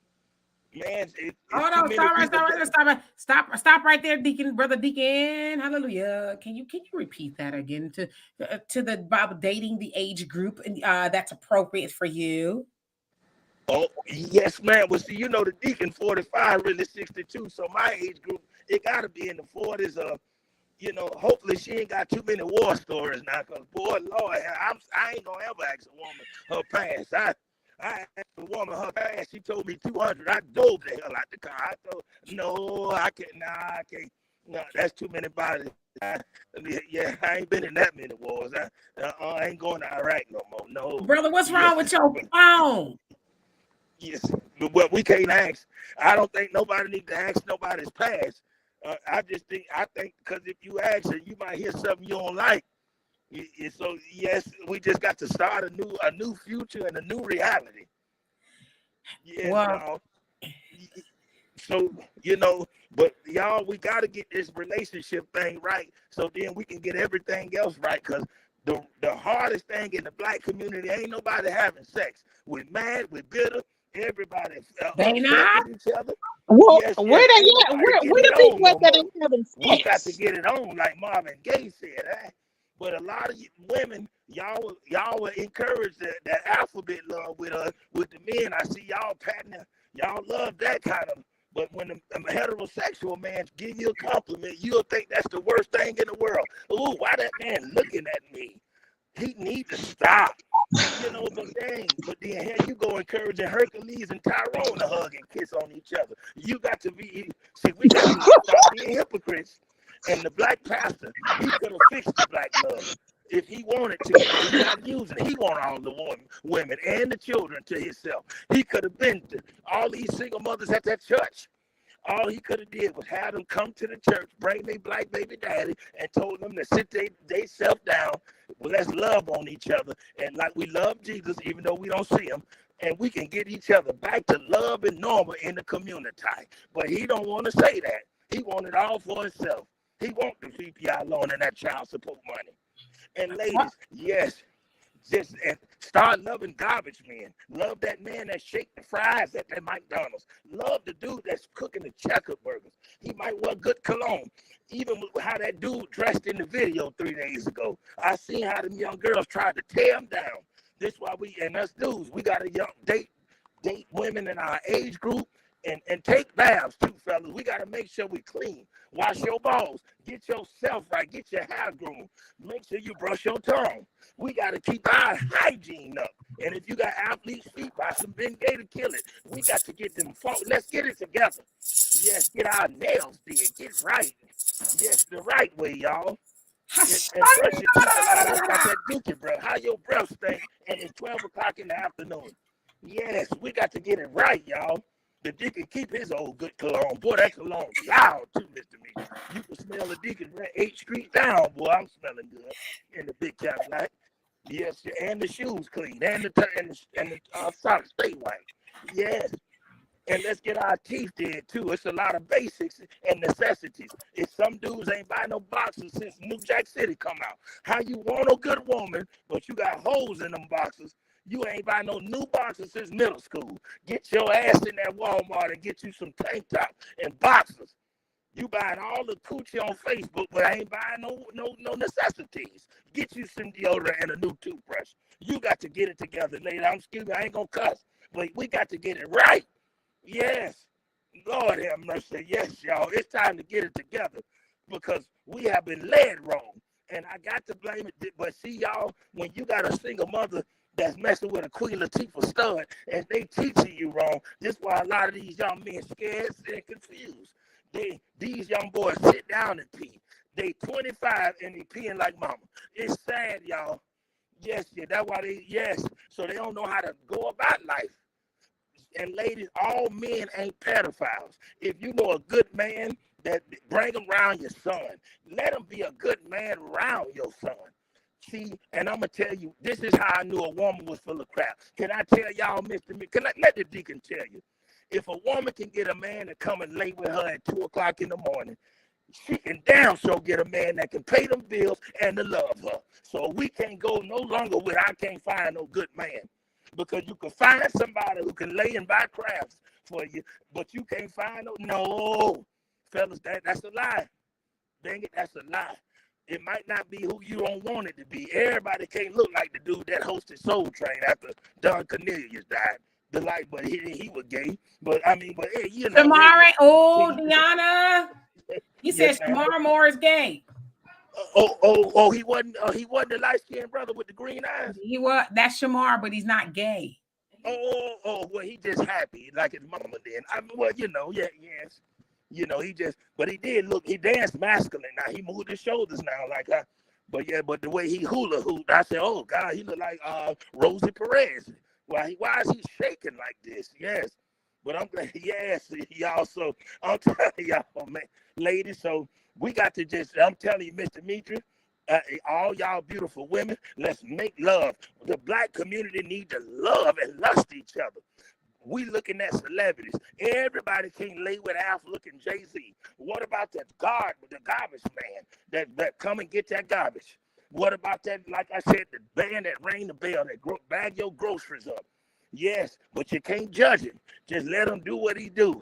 And just how we can pick sex partners and stuff, well, ladies, y'all got the control for that. We men, we just go for whatever. That's probably why we in our situation. We men, it's a lot of simps out here too. Fellas, take care of your children. Stop taking care of your side chick, but your child ain't being taken care of. You Negroes will jump out that ragged ass air mattress bed with the milk crates on it, but you will not do it for your children.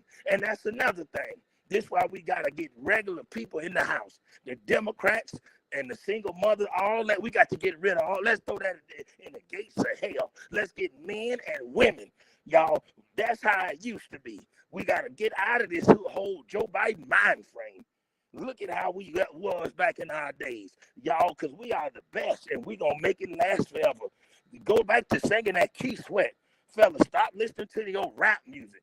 You too old to be playing NBA Youngboy. What about that Albie Shaw? I can night and day, and I'm thinking about you, yes. Oh, boy, Lord. Oh, boy, I'm getting up, Lord. Sorry about that, lady. Sorry, yes. I said, yeah.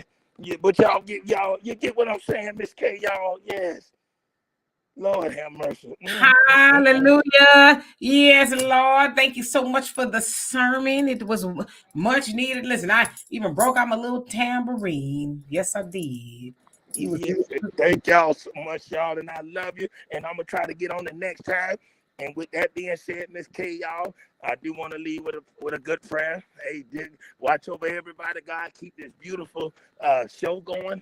Make sure that they share the video, donate, and let Miss K and my brother continue to do what they're doing. We love you. We thank you. And assalamu alaikum, baba. The deacon out. Yes, yes. See y'all the next time. Yes. Amen and amen. Baby, I didn't deliver the baby over here and wasn't even pregnant. Baby, I laughed so hard. I probably didn't shook a fibroid loose. Oh my God. So anyway, we have, it's like a regular church, right? At black churches, you go, but you may not go home no time soon. Okay, that's what I felt like we've been in black church. 3 hours. Been on here 3 hours. Are we crazy? I got some chicken to get. I just want to just rest my head. Okay, that's all I want to do. Okay, I've had a very tumultuous day. If I had a man in my life, it wouldn't have been as tumultuous. So yes, I have to do some manly things today. I have to go service my car and all that. Are you complaining? Is that a complaint? No, I'm just saying. Adulting. Okay, got it. I'm messing with you. If I had a man, I could say, honey, you take the car, it needs a new battery. Can you go do that? But I had to do that. Tomorrow's trash day. And guess what? I'm gonna have to drag the trash to the curb, and I don't want to do that. I have to do that. Tonight. Good night. No, I have to do the trash. I have to take the trash out tonight. Right. But see. Anyway. If you want to find what you call a good person, look at who's walking down the road with you, walking down the same road with you, I should say. Look at who's walking down the road that you're walking down. Because if they're going in the same direction that you are, you probably have the same kind of interest, ideas, things in common. Those things that make relationships last. Just a thought. Can you pull that last thing up, and then I'm This before I one? walk her. Yeah. Well, first of all, baby, they ain't singing R&B no more. Let's start right there. They singing, twerking, and thoughting, and sucking, and effing, and up under the armpit, behind the trash can, and in your mouth and out your ear, and 5 broads, and 3 Negroes, and 2 transgenders, and she, him, and them, and they, and all of that. So all is gone. They singing and tap dancing the slutting. So when you get rid of what's her name, the red girl, and the Sexy Red. stallions, and yeah, all of them, get rid of her. She shouldn't be singing no way. She a bottom feeder. And I said They just gonna replace it with somebody else. You have to understand. It doesn't matter. Another one's gonna come. This is by design. This is why it was created. It's worked very effectively, as we can see in history. Because you haven't seen the changes in their genres of music, have you? This is by design to destroy a certain people. And you And know that's what it is. I almost choked. Excuse me.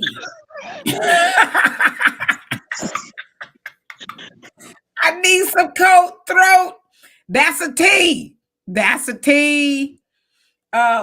We could table that for the next discussion. Donovan's got to go get his chicken and his glory greens. See, if you had a woman in your life, you wouldn't be eating. Did you say glory greens? I've seen a can of glory greens in his cabinet once before. Donovan, we gonna beat you. You better go find you one of these black women groups that's canning and tell them to send you some fresh greens that they done canned and cooked. It's not that I can't do greens. If you guys know, clean them greens takes a long time, and there's not only 24 hours in a day, and I got other things I got to do. Get you a woman and make you, baby, you want some greens tonight? If my woman saw the shows that I'm on, I don't want to be poisoned. Okay. If you damn sure put some arsenic, you're gonna be like, damn, these greens taste like bitter almonds. It's kind of acidic.